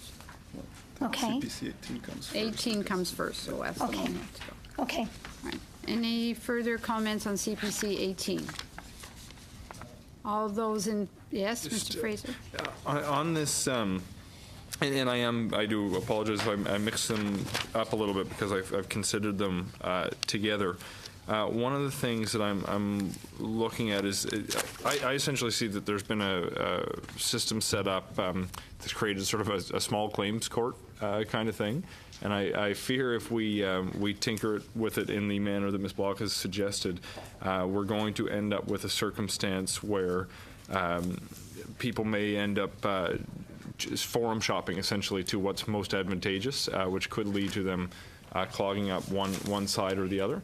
I'm curious as to, I think Mr. Langlois would be best positioned to offer some insight on this. I think there was a deliberate choice as to how to set up the arbitration process.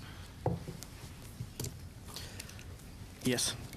So right now, FOA works. There's two possibilities. If the freight charge is less than, at least there's a current amount in the legislation, but it's proposed to be increased to $2 million. So if the freight charge are below $2 million, then there's a summary process that is triggered, unless the shipper decides to actually elect to go to the longer process. If your freight charges are above $750,000 under the current act or $2 million under the proposed legislation, then you're going to the longer process. So I understand the amendments to be that if, first of all, I understand the second amendments to be that you would give shipper the choice from the outset to pick which one you want to go with, irrespective of the freight charge that is involved in the FOA, which would allow shipper to pick and choose between the two process, irrespective of the dollar value of the FOA. Okay, thank you. Okay, not seeing any further comments on CPC 18. All those in favor of CPC 18, please raise your hands. Opposed? Does not carry. CPC 19, Ms. Block? Hold on. There go. Shall Clause 46 carry? Opposed? Carried. Clause 47, Ms. Block.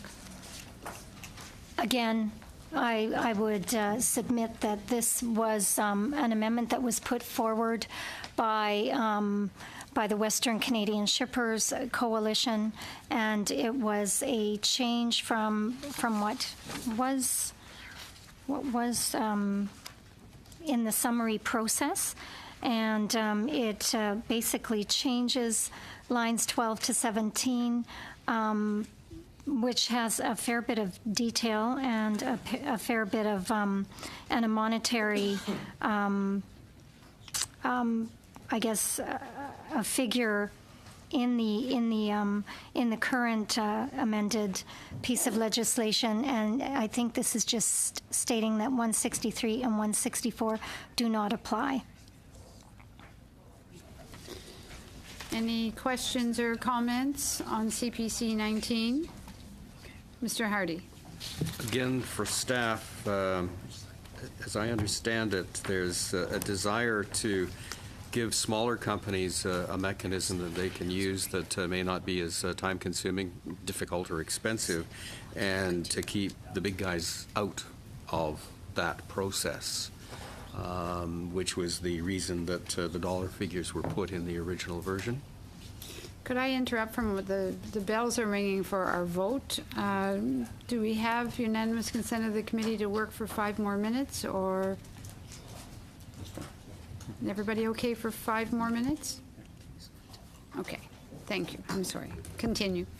Mr. Hardy's point is correct. There's the two processes Mr. Langlois specified for smaller shippers. The summary process would be more efficient. It's a paper-based process, but it's only for claims up to the $2 million. Those above the $2 million would go through the normal FOA process. So it's trying to help the smaller shippers access this remedy more efficiently. Any further comments? All those in favor of CPC 19, please raise your hands. Opposed? Okay, does not carry. Shall Clause 47 carry?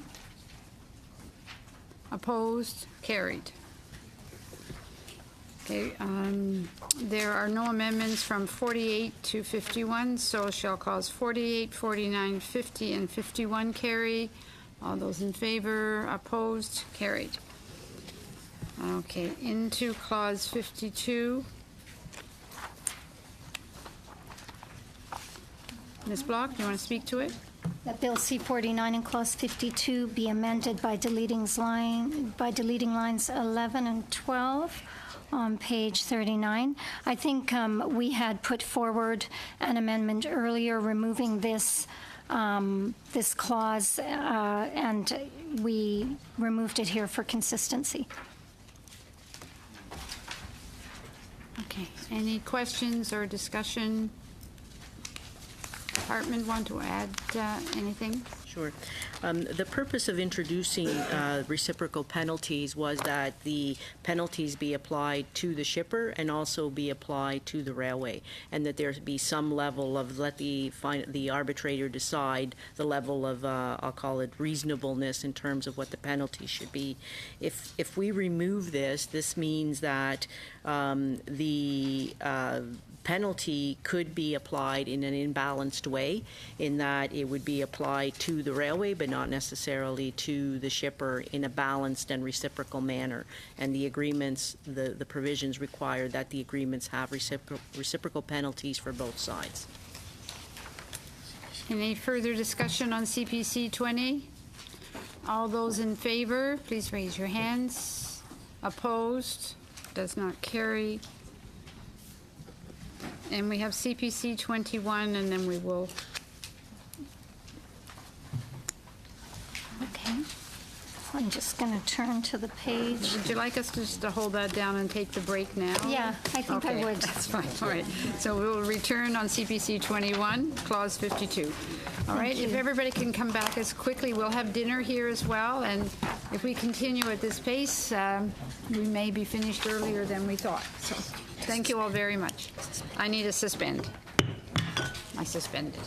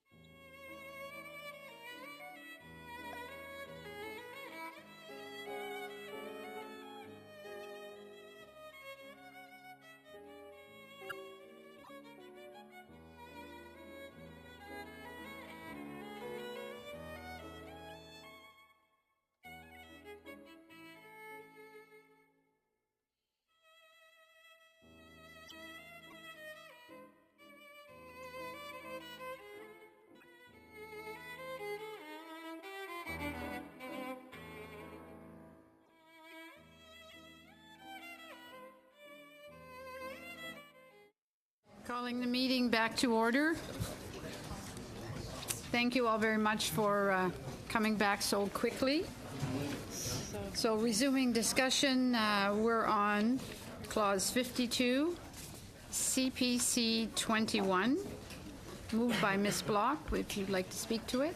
Yes.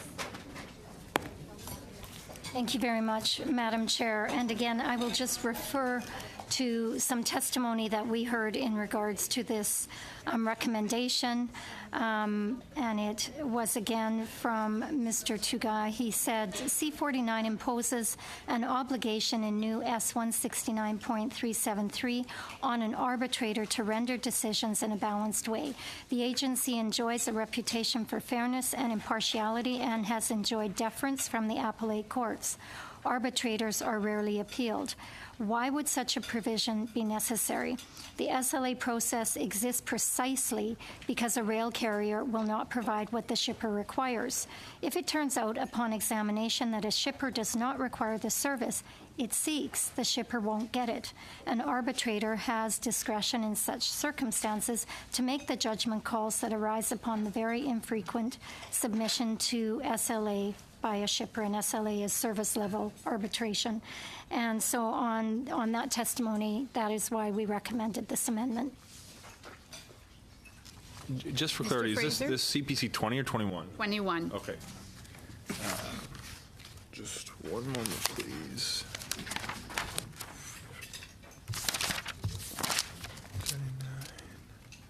Sorry, I think I do have a comment. I just want to make sure I'm looking at the right provision. 30, 21, 19 to 24.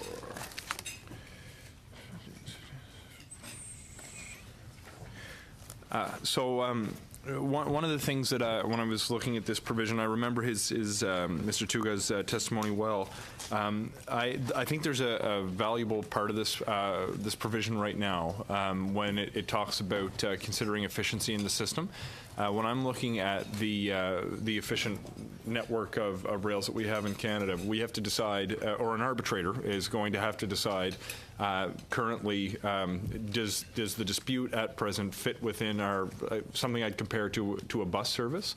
If we remove this provision, we're going to essentially be saying, arbitrator, decide if this is a fair rate for a taxi that takes you from a specific spot to another spot, rather than in a way that works in an overall system. If I'm sitting as an arbitrator, I don't think it's unreasonable for me to say, look, how can I render a decision that's fair and in the best interest of an efficient system as well? And just as a side point, I forget which witness gave this testimony off the top of my head, but I do recall someone mentioning that I think it was except in 2 cases, shippers have won every final offer arbitration that we've considered. So I don't think it's inappropriate to include efficiency. I don't know if the department officials wanted to add anything to that comment. Sure. It goes back to the point about this really relates back to the provision on reciprocal penalties and that they're being balanced and making sure that when if the penalties are balanced, then that's going to incent efficiency. If they're sided in one direction or the other, they're not going to incent efficiency in the way that the decision is made on reciprocal penalties. So it doesn't mean that the arbitrator has to be giving exactly to the shipper what it does for the railway, but it means that there has to be balanced in how the penalties are applied. And if we remove this, then there's no obligation for that balance, which is really the purpose of this provision, which shippers have been asking for a very long time. Any further comment on CPC 21? All those in favor? Opposed? Does not carry. Shall Clause 52 carry? Carried. Clause 53 to 59 have no amendments. Okay, on 59.1, Madam Chair? That will be after 59. That will be after 59. So we passed 53 to 59. Now we have. Are we going into 60 or we've got? Well, are they in agreement to? I didn't understand.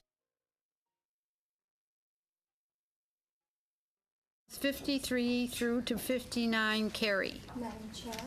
If you include 59, what happens to the amendment that I have provided in regards to section 59.1? Comes after. It comes afterwards. Oh, okay, it's not part of 59? No, it's a new clause. Okay. It's a new clause Thank you. altogether. All right, so all shall clauses 53 to 59 carry? Opposed, carries. All right, so then we are going to do 59.1. So, yes, 59.1.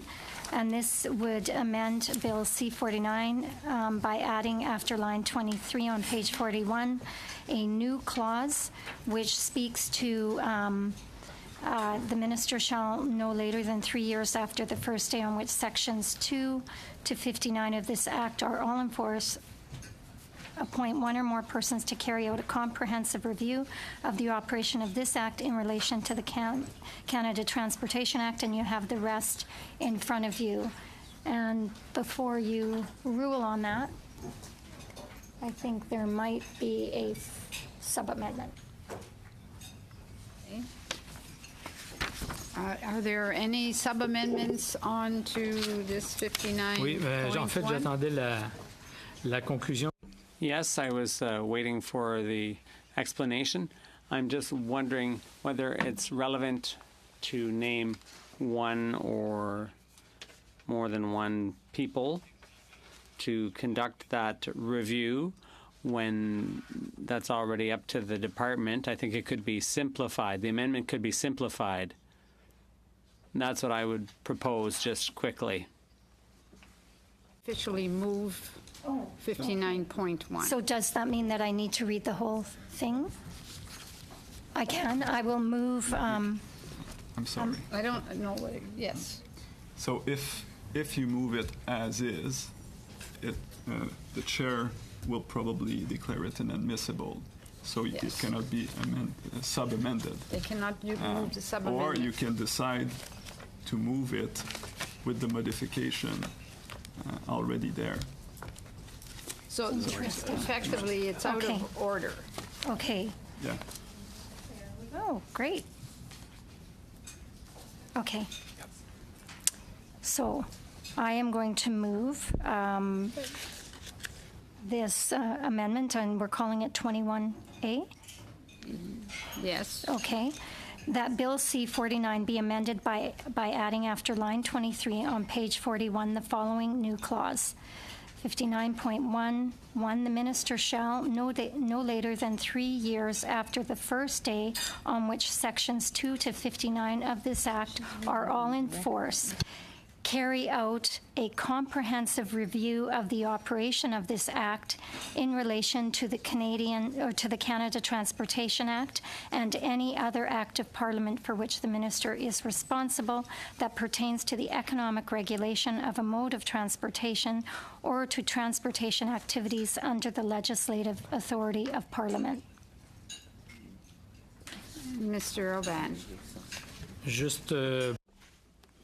Just so that I understand, what was just read to us was that the minister shall appoint, but the whole idea of appointing one or more persons disappears. So the minister would no longer be appointing anyone, if I understand correctly, so that the minister would just within no later than 3 years after these sections come in force, then the minister would proceed to conduct a comprehensive review, so there's no longer any need. So in French, you'd have to strike the word nomme at the very beginning. Le ministre nomme, you'd have to strike out the word nomme. And just it would have to say le ministre procède à un examen. To the department, any comment? Have you had time to review this? I haven't, but I understand what the amendment is. It's for a review of the legislation. The minister can at any time review the legislation. In fact, I think the previous minister actually demonstrated with the recent review by Mr. Emerson that that was moved up in time. The act was also reviewed, or provisions of the act were also reviewed in 2013 and 14. The act can basically be opened at any time, and the minister has the authorities already to do this. So we don't think that an amendment is needed at this point to accomplish that. We haven't included anything in this bill in regard of that, but the minister has already existing authorities for reviews. Mr. Hardy. Right now, the minister's review is, if you like, voluntary. I wonder if we should consider, something that requires a review, which this amendment does.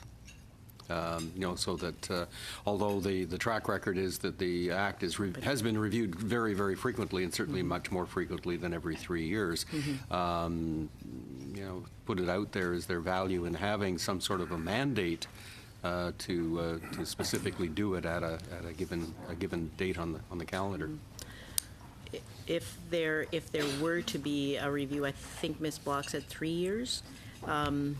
That's a pretty short period for a review, right? Because by the time that these amendments would take effect, and some of them are taking effect 6 months, a year after the provisions are passed, does that provide sufficient time for evidence to demonstrate the working of the Act? So that would be a consideration to take into account.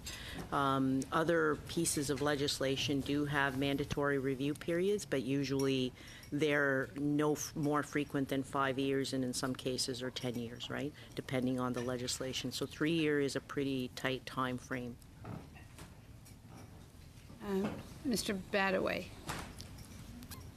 Thank you, Madam Chair. I would have to agree with members of staff. I think for the most part, transportation is looked at not only in isolation with transportation-related issues, it's also looked at with respect to ongoing monitoring of the economy.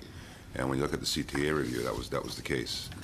The previous government, and rightly so, recognized the economic situation the economic downturn, the situation we're in at the time, and of course also recognized how much of an impact the review of the Transportation Act.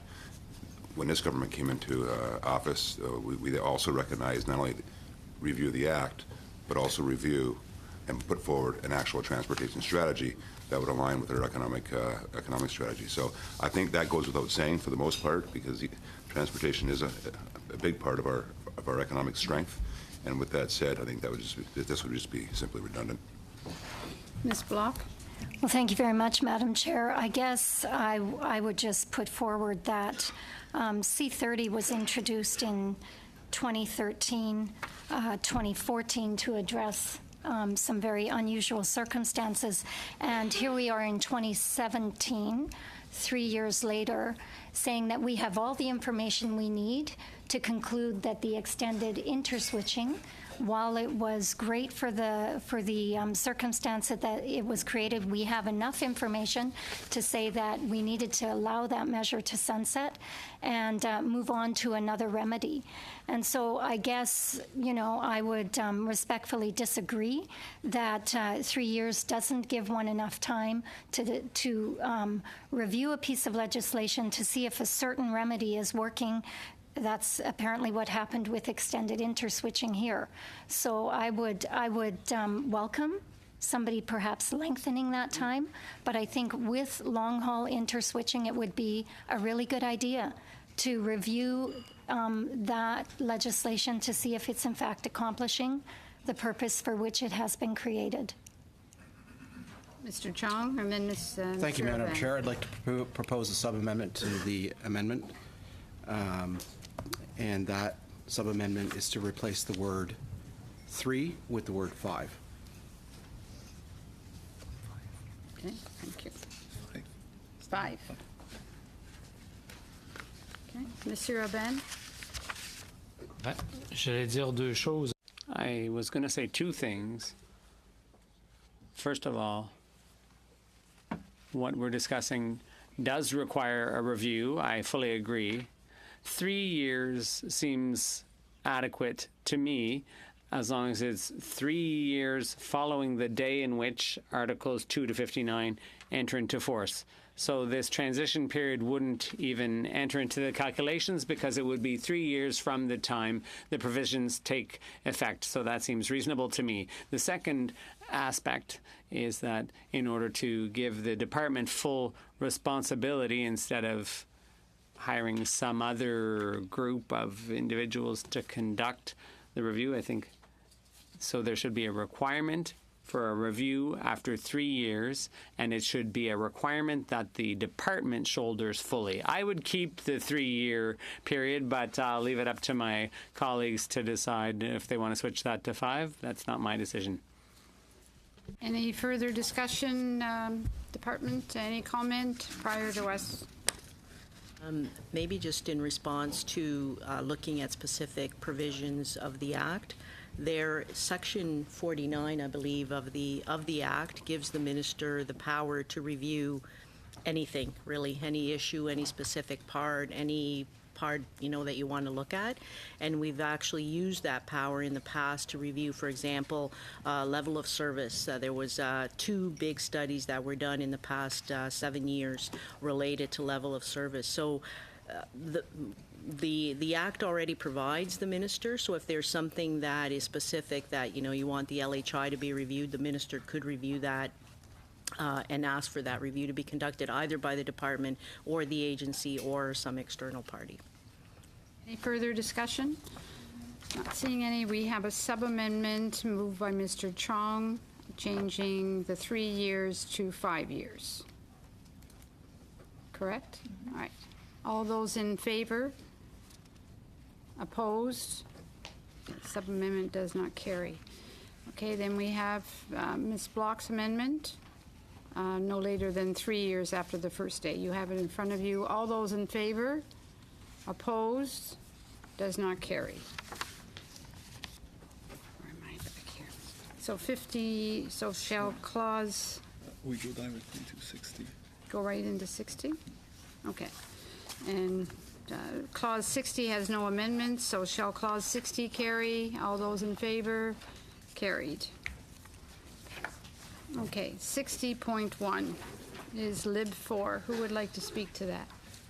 Mr. Thank you, Madam Iacono. Chair. You have amendment in front of you which proposes a change to the CN Commercialization Act, whereby it will allow CN to increase its shareholder ownership limit from 15% to 25%. It's a minor technical amendment. It could be made to the bill to make this increase effective upon royal assent. And this would simplify the process for CN and align with the policy intent of the proposal. Changement demandé par CN. This is a change that was requested by CN. They believe that will help their company, and I move this amendment with a view to having a bill that's fair and equitable for all parties, all stakeholders. This will simply simplify the process for CN and bring them into line with the intent of this bill. No other railway company is subjected to such limits. Thank you.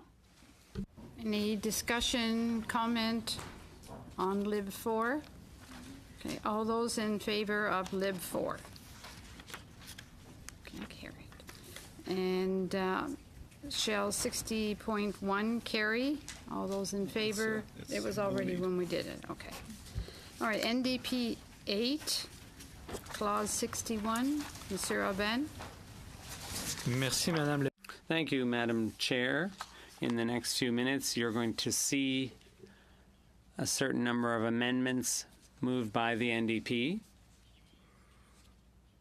All of those changes are similar. They're along the same lines. And the goal here is to have some consistency. During the speeches we heard, people said that these recordings, these audiovisual recordings, would not be used in this situation or that situation. And the only thing that all witnesses agreed on was that those recordings should exist if the only users are members of the TSB. Every time you come across a provision that gives a railway company a power to do something different because the parameters are not quite clear enough, there's trouble. So the first NDP amendment, NDP 8, says that the Clause 61 be amended by replacing lines 13 to 16 with no company referred to in subsection 1 shall use the information. So we're basically saying you can't use the information for any other purpose. Thank you very much, Madam Chair. And I guess in relation to that amendment, I would just remind our committee of the rail study that we did. I don't even remember the timing that we did it. It was shortly after we came back in the 42nd Parliament. And recommendation number 12 in that study basically stated that Transport Canada immediately develop legislative and regulatory structures to mandate the use of locomotive voice and video recorders by railway companies, and that effective rules be put in place to ensure recordings are used exclusively by the appropriate government authorities during Transportation Safety Board accident investigations or in subsequent criminal investigations to which they directly relate. So I believe Mr. Aubin's amendment is in keeping with the recommendation that we made out of the rail safety study report. Any further comments? Would the department like to comment? Perhaps just to address the point of why we're making the LVVR data available to the company as well as Transport Canada, not just the Safety Board. And really this comes from the recommendations that the Transportation Safety Board has made, that safety is paramount, and in the rail system there's three parties that have a big role in safety. One is the Safety Board, because it provides recommendations to us on how to improve safety based on accidents that happen. The other one is Transport Canada, because we set the legislative and regulatory regime for rail safety. And then the third parties are the actual railways themselves. And they have these safety management systems that help build a culture of safety. And the LVVR data is considered a key input into that. And if we don't make that data available to them, then they may have practices in place that are actually jeopardizing safety, and it would be good for them to benefit from the data. So it was for that reason that the amendments propose access for the three parties, so that each party can use the information gathered to improve their part of the safety mandate that each one of us plays in the system. Ms. Block? Thank you very much, Madam Chair. I guess I just have a question for you. It's my understanding that we received a letter from the Privacy Commissioner in regards to this issue. Do you recall the substance of that letter?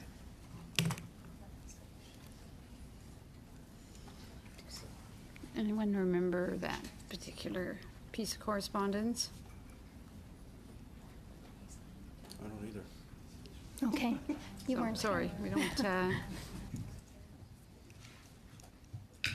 The clerk would have to try to bring it up. Okay. Maybe we can continue on with the questions while she tries to see if she can locate it. I have Mr. Hardy next. Today in the House, I sought an undertaking from the minister on this issue because I am concerned that, from the time legislation passes until the time regulations come into effect, there can be a lot of, vague, situations created where people really don't know what's coming.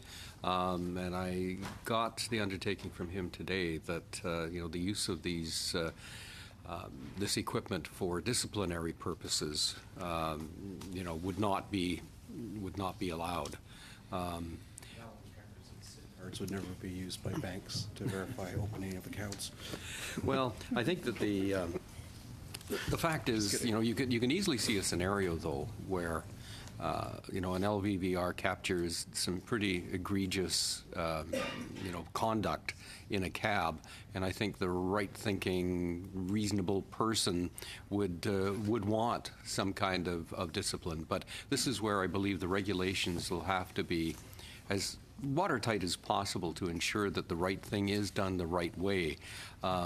The testimony by Ms. Fox, and she has been, calling for the use of this technology for quite some time, but she, sort of clarified that in an environment of trust or just in a just environment, then you could easily see how this could be a very productive measure. But she also, left unsaid the fact that they don't, especially in the union, don't consider it to be a very just environment. So there has to be some protections, but at the same time, meet the overarching need for public safety. So I think, things will certainly come clear in the regulations, and that's something we would need to keep a very close eye on. Mr. Robin. I find Mr. Hardy's representations quite telling when you say, here are all the situations where it couldn't be used, and that will be determined and defined later in regulation. Why don't we just say no up front? Because if it's not about safety and security, if that was the goal, it would have been good if C49 had proposed steps against engineer fatigue, conductor fatigue, like it was done with air safety. So in our view, LVVR is a measure that would allow the TSB to measure, unfortunately, after the fact, after there's an accident, they could measure what was lacking or not. But it's all the other security steps that need to be taken beforehand, and LVVR won't do anything ahead of an accident. So most of us don't work under constant surveillance, but that's what this will do. LVVR means that with conductors and so on, every single day, every moment at work, they're going to be recorded. Thank you, Madam Chair. And I have to say this emphatically because I heard it through all the testimony that we heard that week from everyone in the industry, is that this is about safety. This is about being proactive, not reactive. And we're trying to use this. When I say we, I mean the companies, the government, are trying to use this video footage to prevent accidents, prevent people from getting hurt. And that's what we're in the business to do in government. And it's to give or enable, or put that enabler out there, put that mechanism out there for those that are in the business to prevent accidents, saving lives. And I believe that this can do that. We can be proactive versus being reactive, looking at a tape of what had happened, being proactive, and using it as a tool to teach, to learn, and of course to continually prevent accidents. This is new info that we've learned through the testimony that we received. This is the value of LVVR for training. We recognize that. And lastly, the TSB doesn't want the information. They don't want to be the sole owners of the information. They would like and are encouraging the companies to, in fact, be proactive using this footage for training, and then therefore, as I said earlier, to save lives and prevent accidents. I have Mr. Fraser, then Ms. Block, and then Mr. Hardy right at this particular moment. Thank you, Madam Chair. This is one of the issues that I struggled with in my deliberations on in the entire bill, perhaps more than any other. Where I've landed is in a place where, look, I take the privacy rights of my own and everyone else's very, very seriously, and I do have some concerns, particularly the testimony from one of the railways who talked about potentially using this information. So when I was thinking of how do we actually do this the right way, because on the flip side of that coin, lives are literally at stake, and I think there's potential to save lives by having LVVRs used properly. My recollection of the testimony, and I believe it was with department officials, was that the intent behind the regulations was to use it in a limited circumstance for a systemic audit to identify systemic safety concerns, and that outside of that scope, unless there was a specific accident that was not being investigated, it was limited to that scope. So the possibility, provided that we received honest testimony during our hearing, was that the opportunity for a company to use this for punitive purposes would not be possible unless there's an extraordinary example of when you're doing systemic audit, you happen to catch egregious behavior, which I think is highly unlikely. Can you confirm for us that the limit of the regulations will be, beyond a shadow of a doubt, limited to that systemic audit for safety concerns that are not about the individual, but are about what's happening in the system as a whole, so we can implement policies to save lives? You're correct, and in fact, I would point to on page 43 in the bill, where it speaks about what the information that can be accessed by the railway company, right? It's subclause 2 under clause 17.91. And it basically reads in there that the information can only be randomly selected, right? So that basically precludes the day-to-day watching of an employee for how they're performing, or that they can't do that.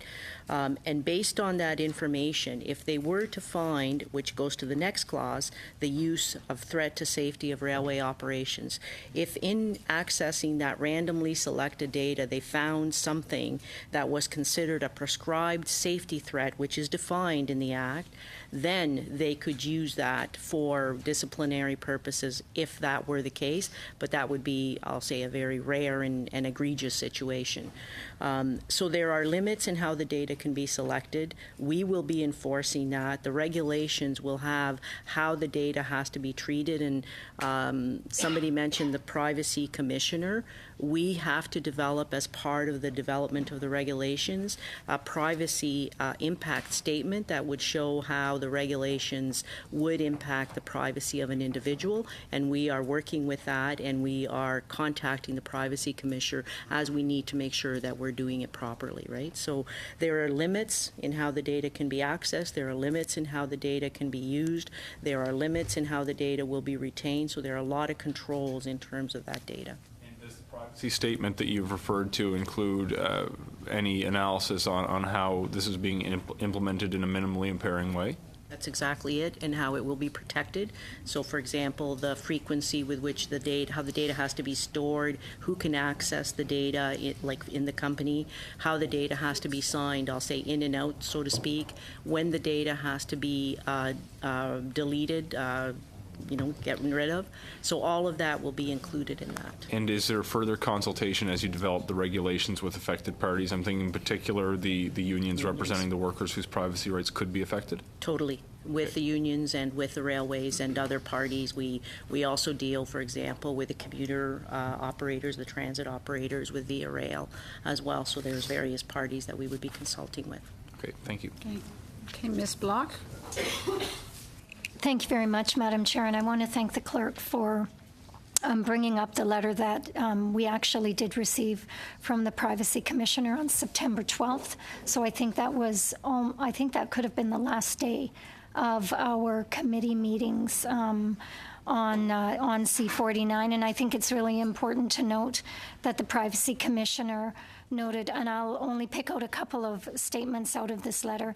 Number one, however, we find the provision allowing rail companies to have access to these data for proactive safety spot checks is less clearly defined.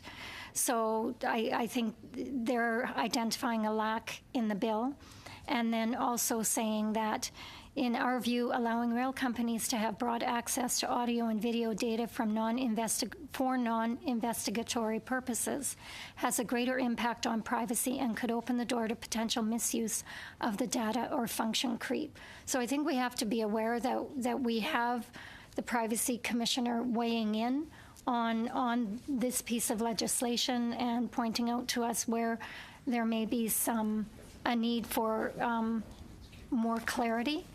And I don't know, I guess our committee has to decide whether or not we're fine to leave that clarity up to the regulations, what may be put in the regulations. But I guess, did we, what is the result of this? Like, what will happen if we've received this letter from the Privacy Commissioner in regards to a proposed bill and we do not take those concerns?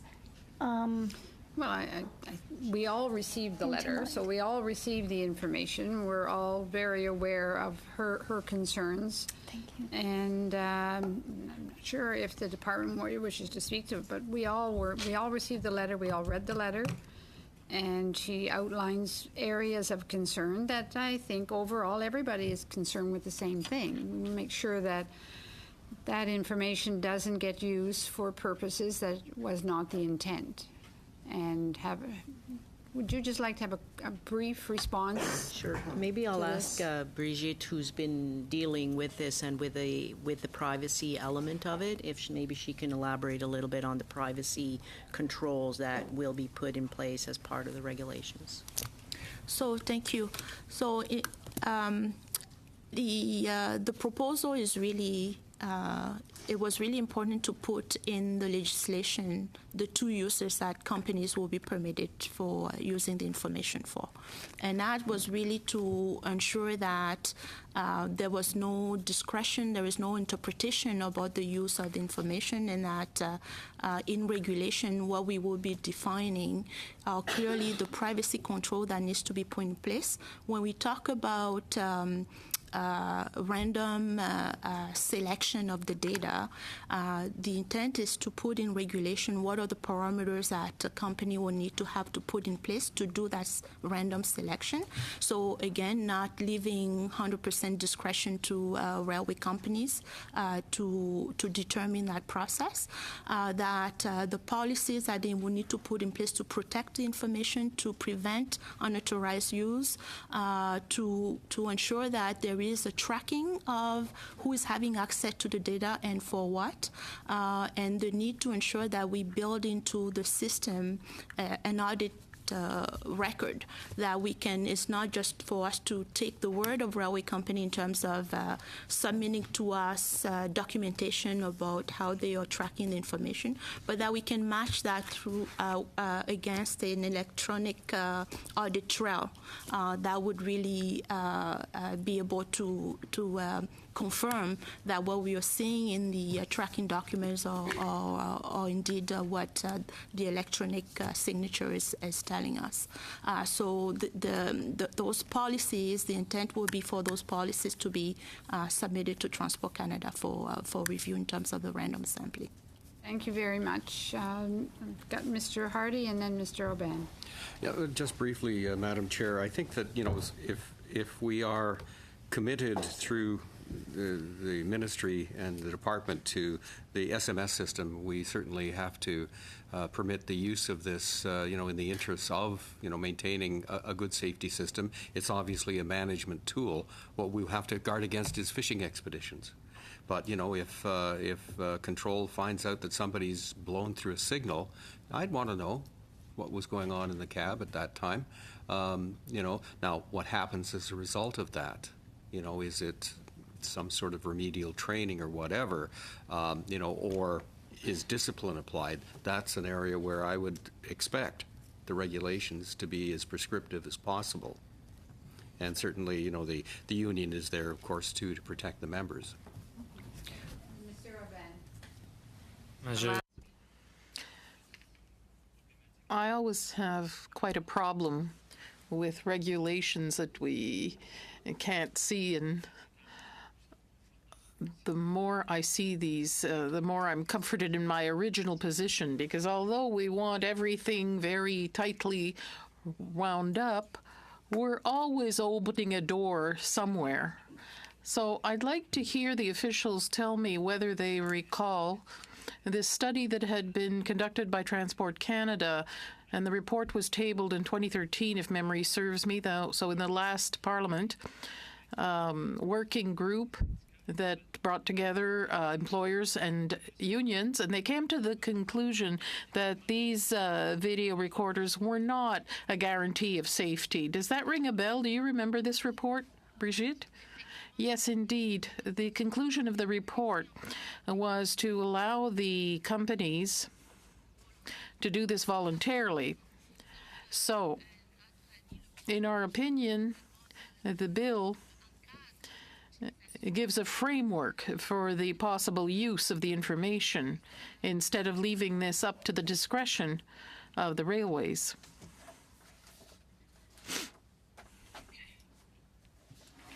Thank you very much. All right. So the NDP 8 amendment, all those in favor? Opposed? Does not carry. Okay, we have PV1 that you all have in front of you. Move it? No. Okay. It's from an independent member, and it's moved automatically here. Has everybody got it in front of them so they know what they're voting on? Here, let me read it. That Bill C-49 and Clause 61 be amended by adding after line 20 on page 42 the following. The information that a company records, collects, or preserves under subsection 1 shall not be destroyed if it is used or can reasonably be expected to be used for any purpose authorized under this act. Okay, any discussion on that amendment? Okay, all those in favor of PV1, please raise your hands. Opposed? Okay, does not carry. Okay, shall Clause 61 carry? As a, no, right. Shall Clause 61 carry? Carry, thank you. Okay, and Clause 62, NDP 9. Monsieur Raban. Thank you, Madam Chair. I think we've already given a lot of thought on the amendments tabled here, and this is exactly in keeping with that. It's to make sure that railways do not use recordings after having collected and kept them. So this is exactly the same line of thought as the previous amendment that was proposed. I don't think it's very useful to waste a lot of time on the substantive arguments here. Okay, all those in favor of NDP 9? Opposed? Okay, it does not carry.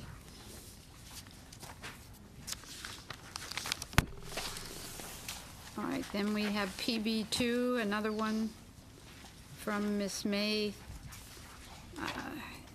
That Bill C-49 and Clause 62 be amended by adding after line 4 on page 43 the following. For greater certainty, the information that a company records, collects, or preserves under subsection 17.31 is not to be used for any purpose other than the one referred to in paragraph 1, including managerial review or productivity and employee output measurement. All right, any discussion on PB2? All those in favor? Opposed? Does not carry. Shall Clause 62 carry? All those in favor? Carried. Clause 63 is no amendments. 64, we're on to Clause 65. So Clause 63 and Clause 64, are they carried? Yes. Okay. Clause 65. Mr. Raban. 30 seconds, Madam Speaker, Chair, so that I get on the right page here. So this, we're at least consistent in our amendments. It follows along in the same vein. We wanted only the BST, to the Transportation Safety Board, to have a agreement, access to the recordings. So we don't want to give access to the minister to have access to them. Seeing any, all those in favor of NDP 10? Opposed? Does not carry. Shall Clause 65 carry? Carried. Clause 60, shall Clause 66 carry? There are no amendments. Okay, Clause 67, NDP 11. Monsieur Raban. Le justificatif est The justification is the same as for the previous amendment, and I get the impression the result would be the same.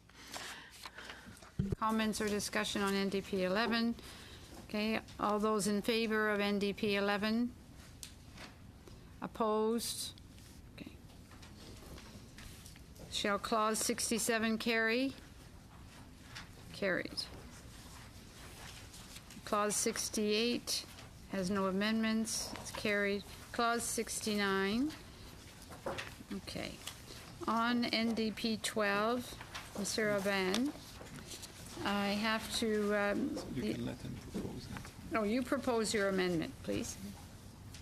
NDP Le 12. 12? Oui. Yes. So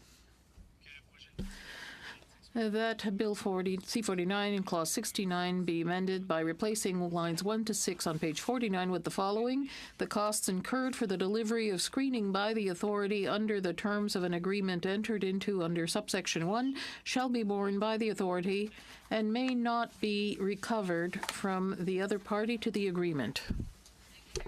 Mr. Aubin, based on the information from the legislative clerk, it is unacceptable as it is an amendment to a bill that was referred to committee after second reading is out of order if it is beyond the scope and principle of the bill. So I have to rule that NDP 12 is out of order. Okay. Next, we have no amendments. Oh, we have something. Oh, yeah, that's it. We have to adopt 69. So. Okay. Shall 69, clause 69 carry? All those in favor? Carried. Okay. Taken 69 to 76. 70 to 76. 70 to 76.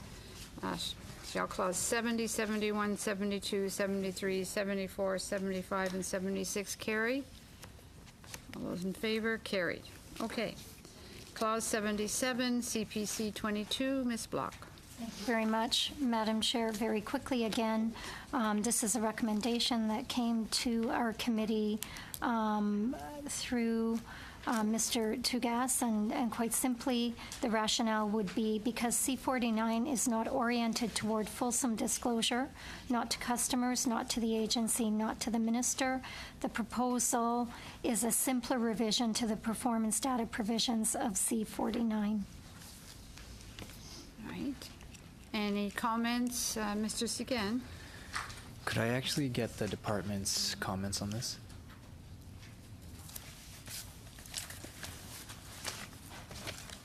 Sure.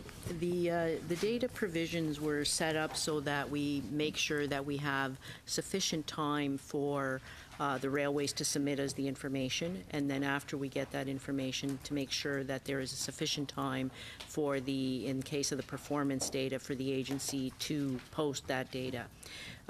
We also, as part of the coming into force, we're providing the railways with 1 year to submit that data, simply because this is new data that they haven't been submitting, and we need to make sure they have the system set up to provide us that data, and so it was giving that amount of time for the railways to submit it. Okay, Ms. Block? I think if you look at it, there is more clarity provided in terms of the only thing that has been added here is for each of its railway lines. So it's asking for a more fulsome report. Mm-hmm.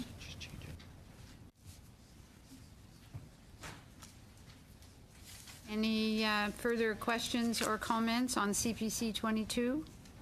Okay. All those in favor of CPC 22? Opposed? Does not care. Okay. CPC 23. And just before you speak to it, Ms. Block, Liberal 5, which follows, is identical to CPC 23. Mr. Sican. Yep, keeping in with our cooperative spirits, And seeing as we ultimately do want to increase transparency, and C49 actually does increase the amount of data that needs to be submitted and calculated, I'd actually like to withdraw my motion. Okay. Or my clause. All right, so CPC 23, Ms. Block, would you like to speak to it? Well, I think we heard testimony, and it's obvious that all of us recognize that, and seeing that there were two identical amendments put forward, I'll leave it at that. Okay. All right. All those in favor of CPC 23, please raise your hands. Opposed? It carries. Okay, Clause 77 as amended. All those in favor? Carried. Okay, we go from Clause 78 to, Clause 78 through to Clause 97 be... Okay. Do we not have to... Oh, sorry. No, I'm misreading. Okay, 78, Clause 78 to 97. They have no amendments. Shall they be carried? All those in favor? Opposed? Carried. We're now down to Clause 98, CPC 24. Okay. Madam Chair, I think if you look at this amendment, it's pretty straightforward. It is recommending that Clause 98 be amended by replacing lines 26 and 27 on page 65 with the following. Section 77 comes into force 60 days after the day on which this act receives. And that's bringing the period from, I think it's the anniversary date of when the act comes into force or receives royal assent, that we've reduced it to 60 days in this amendment, based on testimony that we heard. Any comment, discussion? Mr. Sican? Well, I'd like to offer, because I've got something similar as well, offer a sub-amendment that we increase the days from 60 to 180, seeing as that there is such a large amount of data that needs to be reported. It's kind of burdensome. Okay, so you're moving a sub-amendment. What's the number? What did you say, 100? 180 days. 180 days. After royal assent. Okay, any further comment? Okay, we'll vote on the sub-amendment. Okay, Mr. Fraser? Quickly, there's some numbers that I'm inclined to go 180. I just want to make sure that this is not based on a number picked out of the air, but is there a workable amount of time that makes sense from the department's perspective for a workable piece of legislation? We had originally included a year. This would, 180 days would be 6 months. I think that can be workable. I think part of it is going to be making sure that we're very clear on the data and how the data required, and we'll do that through the regulations. Making sure that it's very clear to the railways what the data is that they need to file and when they need to file it and how they need to file it, and to the extent that we can do some of this electronically should help them save time, so I think we can make it work. And just, because we did hear repeatedly that a year is too long a period, is, just to use the 60-day starting point, is that going to make it too difficult to have to make it meaningful? That would be pretty difficult. Like 2 months is hard to get. They have to go back and get data because the requirement is also backdated, right? So that we're getting data from the previous year. To get all of that data organized, this is for the whole of their operations in Canada for all of the commodity groups. 2 months would be very, very tight. I don't think they can even do a systems improvement on their information technology systems in order to calculate the data the way that it needs to be presented to us and for the making it public to the shippers. Okay. But I think 6 months, I think that can work. Monsieur Aban? Well, I've been listening to your intervention from the start on this amendment. You went to 180, whereas the friendly amendment proposes between 60 and 180. Is there something possible between 60 and 180, or you're suggesting immediately 180 and saying, according to experience, that's the only standard that could be met under the 1 year that had been provided for originally? Normally, given the volume of data we'll be receiving, that's a lot. If it's a very small thing, maybe we could do it within 60 days, but with this volume, it will be very difficult. And what we want is to have data that's already prepared so that the agency can make it public as fast as possible. And this will require changes in the computer systems in order to do so. So we know how much time we need to do things like that. It would be difficult for us to do it under 3 or 4 months because of our computer systems. Thank you. All right, so we have a friendly amendment or an amendment to change the 60 days to 180 days. All those in favor of the sub-amendment? Okay, it carries. And the amendment is itself as amended. All those in favor? It carries. Okay, Lib 6 cannot be moved, so that's deleted. So shall Clause 98 carry as amended? Carried. All right, then we have to go back to just a little bit of work we have left to go here. So we go to Clause 14.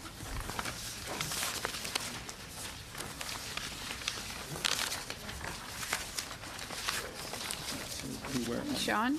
Mr. Fraser. This was me. This is when I didn't have language on the spot. I do have proposed language to these, and this was in response to Mr. Chong's motion that would essentially seek to adopt his proposed amendments that were named CPC 5A, CPC 5B, and CPC 6, I believe. Is someone, do we have copies of these for folks? I don't think they, perfect. Yeah, I think we're doing Clause 14 first. Maybe I'm looking at the wrong sheet then. Yeah. I see 5, 6, and 7. Yeah.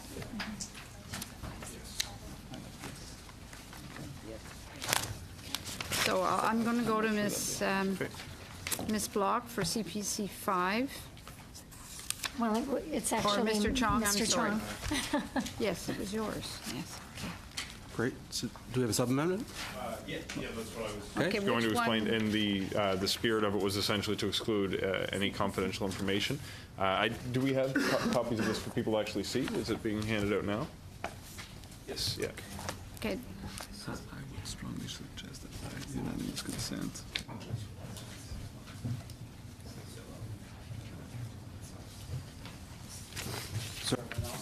Already? Yeah, but Have I moved? the legislative clerk is suggesting that you withdraw CPC 5 in favor of. If the committee agrees. Is we're that- on CPC 5 right now. So I just need to understand on what basis would this not just simply, would we not just simply see a sub-amendment? So is the issue again that it is ruled out of order, or is there some procedural thing that I'm not understanding? I just want to make sure that right now it's too lengthy for me to be certain that it fits with CPC 5. So I think it's safer for the committee to unanimously decide to withdraw CPC 5 and just accept that this new amendment be moved. I'm in agreement. Okay, so we have unanimous consent to withdraw CPC 5. And what are we going to call this? So Sean needs to move Well, this, his motion. Sean's going to have to move your motion. What are we calling it? Doesn't matter. It does matter. Perfect, It's yeah. also already in here. Yeah, Sean Okay. takes the spotlight motion, yeah. Okay, we have Mr. Fraser's motion. So I'm just might phrase it differently than I otherwise would have, because I'm just I was planning on doing this as a sub-amendment. So everyone has a copy in front of you. So perhaps we can do it as the proposed sub-amendments to Clause 14 in Section 53.73, Sub 3. Do I need to read them out, or can we adopt the proposed ones into the record? Them. Everybody has them. We adopt the language as proposed in the written document before you. Yes, okay. Everybody okay with that? All those in favor? We're going to refer to it as 14A. All right? All right, we have CPC 6. Whoops, hold on. My understanding is that CPC 6 and CPC 7 are not moved. They're not being moved because they're void because, okay, good. Oh, that's terrific. So, all right. So we need to proceed to Clause 14 as amended. Yeah. Shall Clause 14 as amended. Have we voted on the Sean Fraser's amendment? Yes. It was unanimous. Sorry? Yeah, it was unanimous. Okay, I'd like to speak, Madam Chair, if we're now back to the main clause as amended, I'd like to speak to Clause 14 as amended when we get to that point. I believe you have the floor. Thank you, Madam Chair. I actually, we initially had proposed some, I'll admit, some clumsily worded amendments to Clause 14 earlier in our meeting to try to allow the legislation to give the minister the power to override the competition, to override competition, concerns about competition in the name of the public interest. Clearly, those amendments failed. So now we have in front of us the main clause as amended by Mr. Fraser. And I just want to make the point, and I know members opposite are going to vote in favor of Clause 14 as amended. Well, at least I expect them to. But, I really am opposed to Clause 14. I think this is a real step back for competition law in Canada. I remember the changes to the Competition Act in 2004 that was introduced by the government of then Prime Minister Paul Martin that worked its way through a minority parliament where we strengthened competition law in Canada by introducing civil remedies for the Bureau to go after people who would engage in anti-competitive behaviors. Those civil remedies were significant administrative monetary penalties, making Canada once again a world leader in competition law. We've traditionally been a leader in competition law. I understand that from my memory that sometimes is imperfect, that we introduced competition law in this country before the United States did, in an era where there was monopolistic competition. And through the decades, that competition law has been continually strengthened. And what was made clear to us in committee here by the Bureau, and I think testimony that was fairly direct, was that this law weakens competition because it would allow the minister to ignore competition in the name of public interest, which is not very clearly defined, in other words, in the name of politics, to allow for joint ventures to take place without the kind of conditions that the Bureau would put on it. Now, I'll be the first to say, as a member of Parliament who represents the Greater Toronto Area riding, that I support a robust airline industry in this country, and I think both Air Canada and WestJet are great carriers. I think they provide excellent service, but I also believe in competition.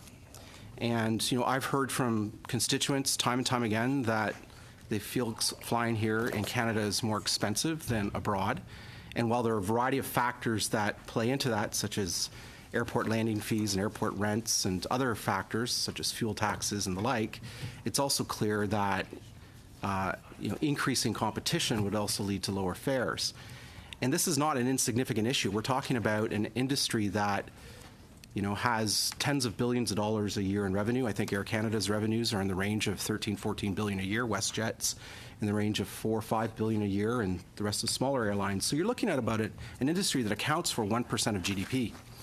And to allow an airline to enter into a joint venture without the Bureau being able to impose conditions on it obviously would be hugely advantageous to an airline like Air Canada, but disadvantageous to competition and to Canadian consumers. And I think, especially in light of the fact that the airlines have been reporting record profits, which I'm very happy to see, and in light of the fact that they've emerged out of the Great Recession intact, I think this is a real step backwards. And, I just want us to vote on this with our eyes wide open, because I think it is, a pretty big step that the government has taken in this bill to propose, an exemption to the Act that would allow the minister to, in the name of public interest, override competition concerns. So I don't know if Mr. Dyson from the Industry Department, or,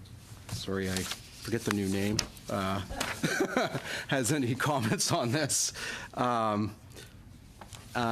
But I think, that's my big concern about this bill. I think, a lot of this bill deals with sectors of the Canadian transportation system that are not subject to the kind of competition the airline industry is. We spent a lot of time on the rail issue precisely because we have monopolistic competition in the delivery of Western Canadian farmers' grains and oilseeds products. And we have an industry in this bill, the airline industry, that went from being government-owned and quite inefficient and not customer-oriented to an industry today that 20 years after those, 30 years after those big changes were introduced with the privatization of Air Canada, the quasi-privatization of our major airports, that is a robust industry that's growing, providing employment, profitability, and much better customer service. So I'm concerned about this, and I'd be interested to hear what Mr. Dyson has to say about this particular Clause 14 of the bill, particularly in respect to this. If this Clause 14 was in effect in 2011, and the Minister of the day had decided, and the airlines of the day, Air Canada, had decided to appeal to the Minister in the name of public interest, and the Minister agreed in the name of that public interest to override the concerns about competition and allow the Air Canada United Airlines joint venture to go ahead without any conditions, would that strengthen or weaken competition in Canada's airline industry?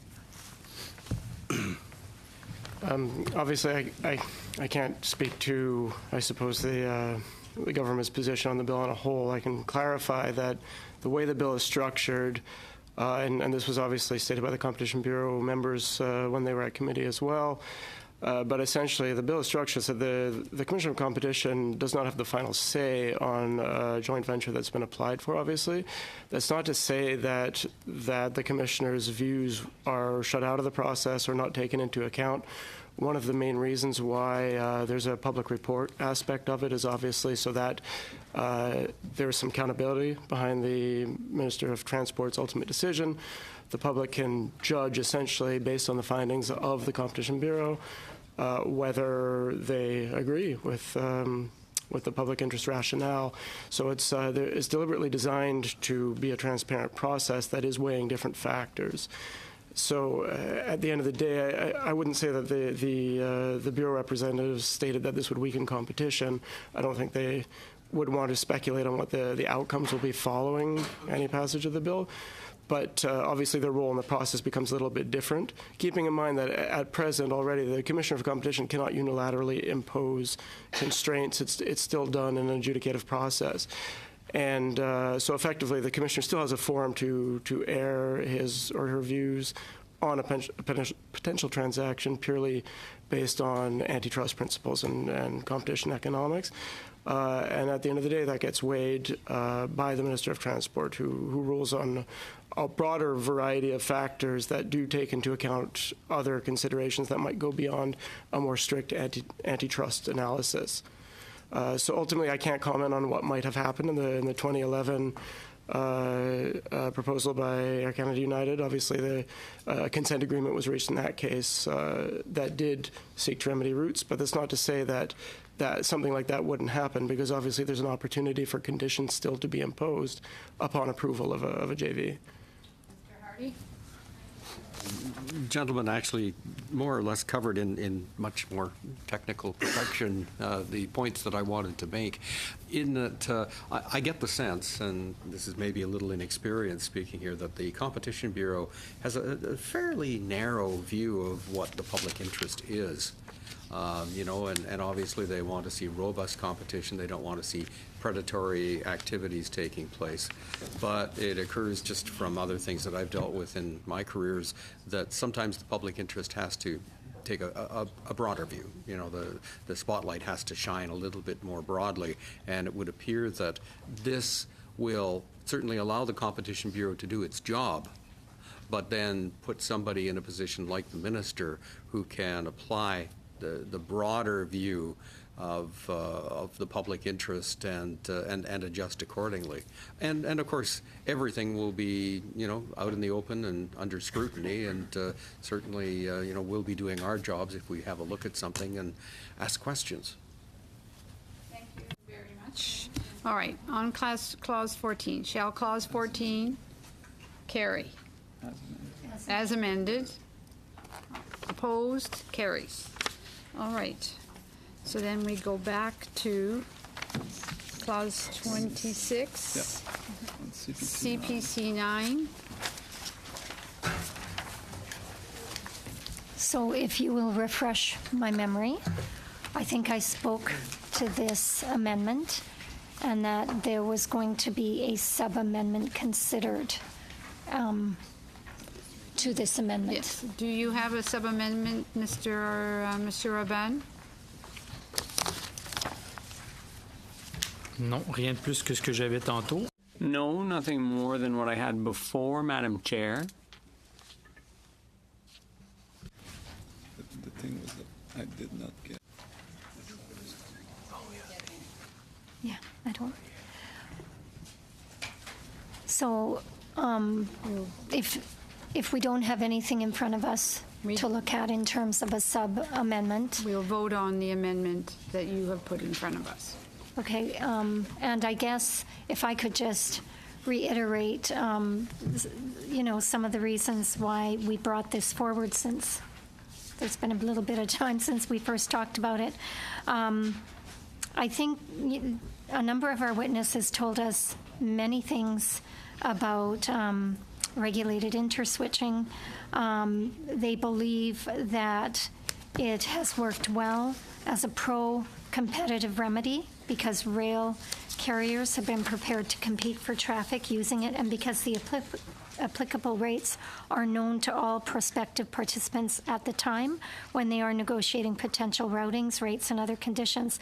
They have also noted the long-haul interswitching remedy in Bill C-49 is far less user-friendly, and they made many points, but I think the two that I would highlight at the end of this conversation is this. They, on a more fundamental level, LHI is very similar in concept and overall structure to the competitive line rate remedy that has been in the legislation since 1988.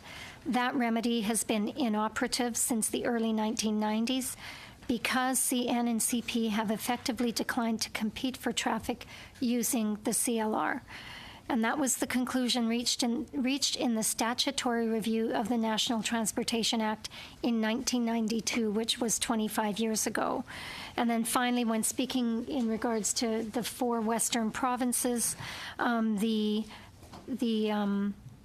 witness stated that for most shippers in Western Canada, the nearest interchange with a second carrier is an interchange between CN and CP, and they provided a map to us when they made their intervention, and they state, like CLR, whether LHI provides competitive alternatives to any shipper will depend largely on whether CN and CP are prepared to compete with each other using this remedy.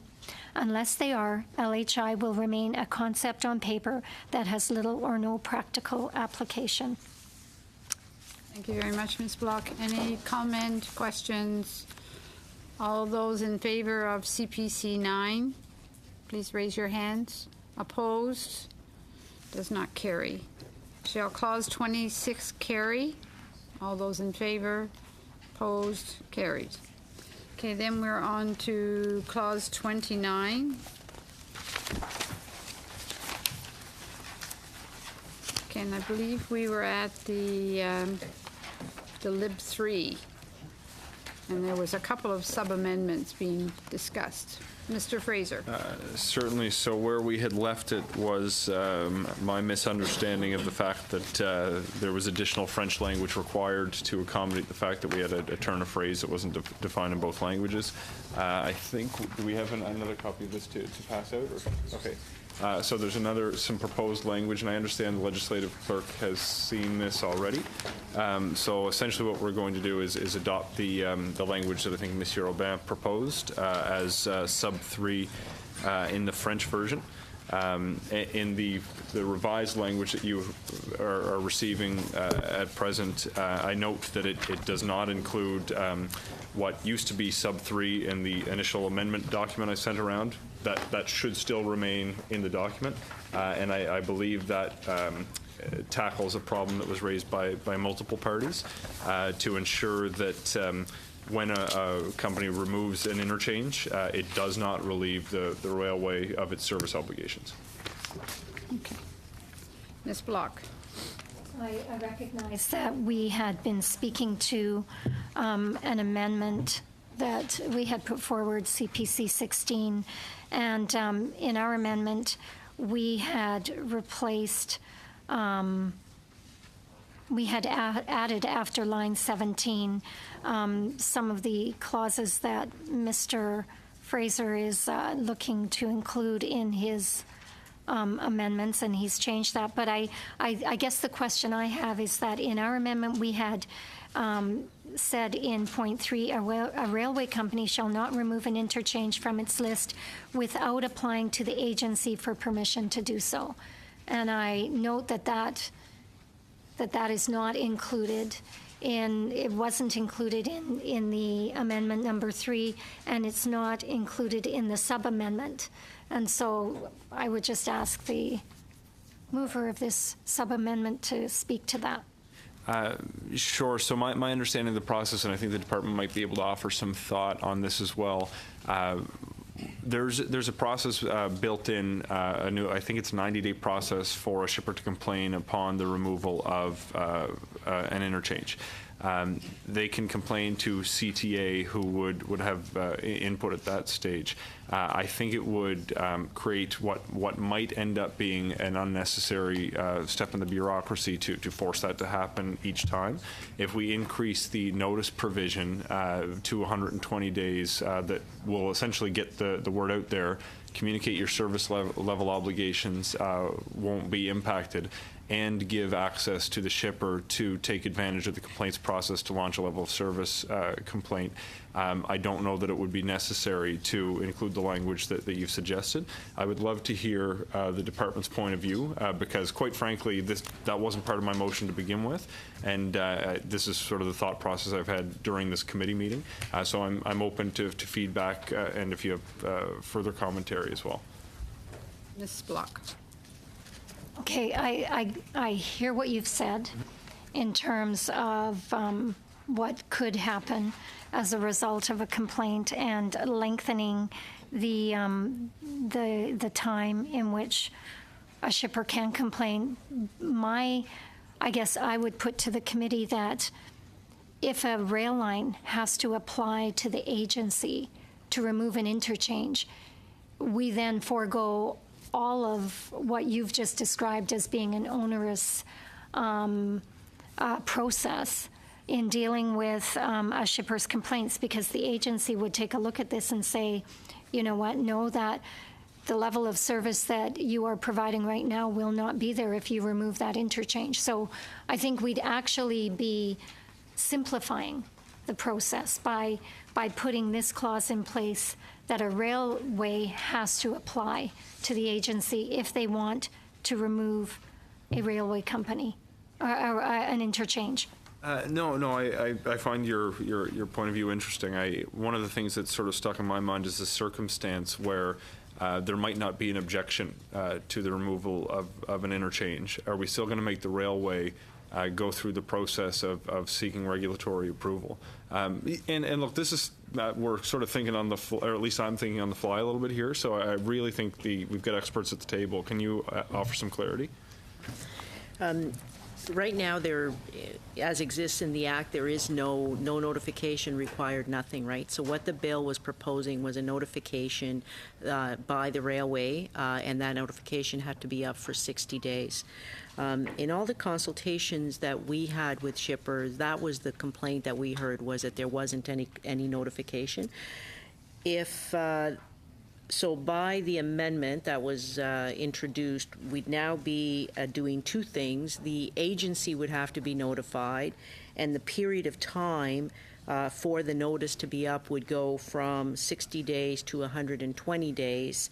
And as Mr. Fraser said, if there's a shipper who has a concern, he can then go, or she can go to the agency and ask for the agency to do a service review, because they would need to keep that interchange. And we're also amending in the Act, shortening the time for a service level decision by the agency from what presently is 120 days down to 90 days, right? So that they would have time to do that.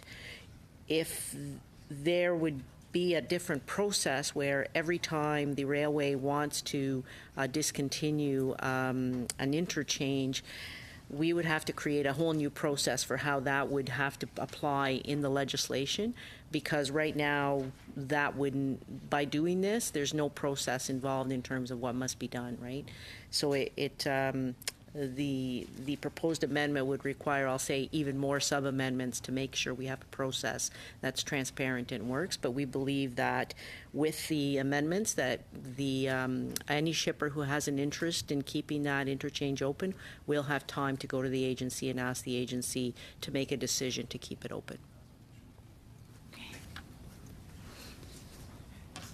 All right, any further discussion? I just have one question about the process that we're in right now. We set aside CP16 to deal with, I think, Mr. Fraser saw some overlap in these two, and believed that if he amended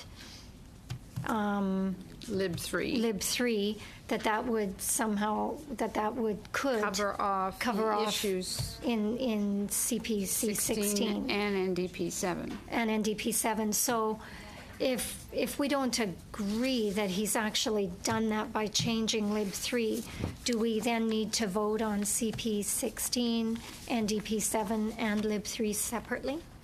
Yes. Okay. So you still get to vote and comment on the others. Well, for me, it's fine. It may not be for the legislative clerk.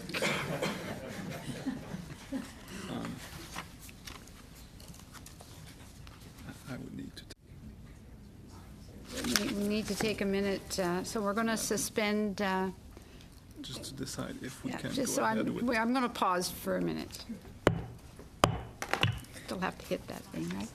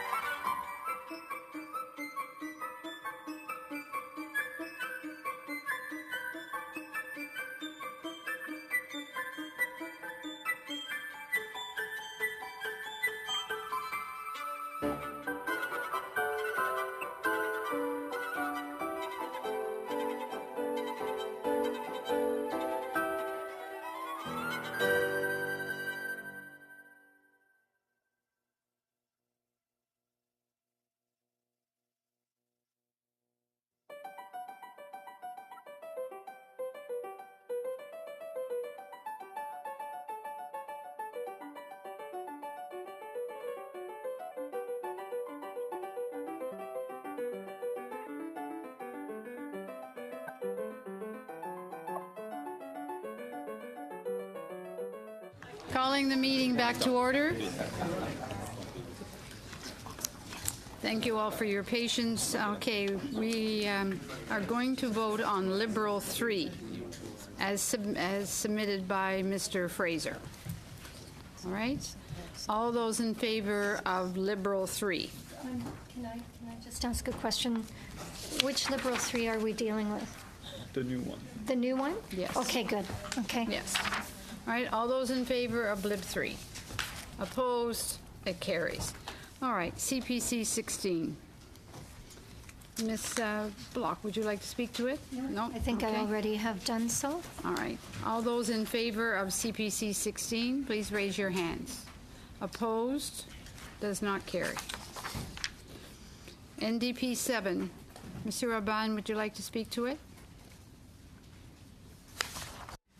No. The amendment was done previously. Okay, all those in favor of NDP 7? Okay, opposed? Okay.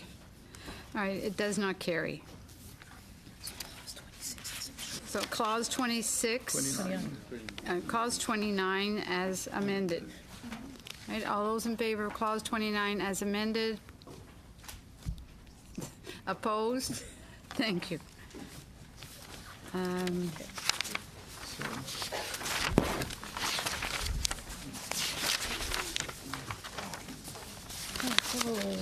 Shall Clause 1, which is the short title, carry? Yes. Okay. Shall the title carry? Carried. Shall the bill carry? As amended. As amended? Carried. Shall I report the bill out? As amended. Yes. Shall the committee order a reprint of the bill? Good. All right. Okay, then, thank you to everybody for your patience and to departmental officials. Mr. Badaway? Thank you, Madam Chair, and I too want to congratulate the committee for getting this and moving it forward. And Madam Chair, in that spirit, I would like to move that the committee proceed to clause-by-clause consideration on Bill S2, an act to amend the Motor Vehicle Safety Act and to make a consequential amendment to another act on Tuesday, October 17th, 2017, and that members submit their suggested amendments to the clerk of the committee no later than 5 p.m. on Thursday, October 12th, 2017. On S2. Yes, Mr. Chong? Thank you, Madam Chair. Are we meeting this Thursday? What is the will of the committee? We had I scheduled. rearranged my schedule so I would be here from 3:30 to 5:30 We on have Thursday, scheduled- prepared to meet, so I'm just asking. We had normally scheduled the 2 days, but frankly, it's the will of the committee. You know, you can, by unanimous consent, say that Thursday that you'd rather we didn't meet, given the fact that we put in the extra hours this evening along with the departmental officials, and we come back after the break and start on S2.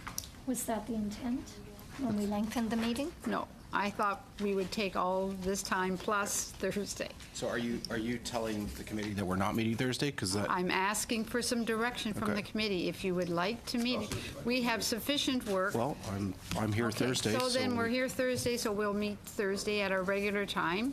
We have several outstanding items And- that we can bring forward. Madam Chair, are we not then going to consider S2 on Thursday? We passed a motion that we would start S2 the following Monday after, the following meeting after the break. Okay. But we do have some outstanding business still that we can deal with on Thursday. Committee business on Thursday. If I may, Madam Chair. So it'll just be, it'll probably be a Chair? shorter meeting, yes. And when, understand that the amendments from me and Kelly are already submitted to the clerk of the committee, so if there are other amendments to be, okay, so. You're saying on S2? Yeah. I don't know, as Mr. She says she doesn't have Van? Mr. Aubin, have you already submitted your witness list for S2? Je crois pas que la liste des amendements soit des... I don't think the list of amendments have been tabled. I don't think so. In what then? Committee business. Okay. All right, thank you very much. Okay, thank you. Thank you all. Thank you to the department, and have a nice evening.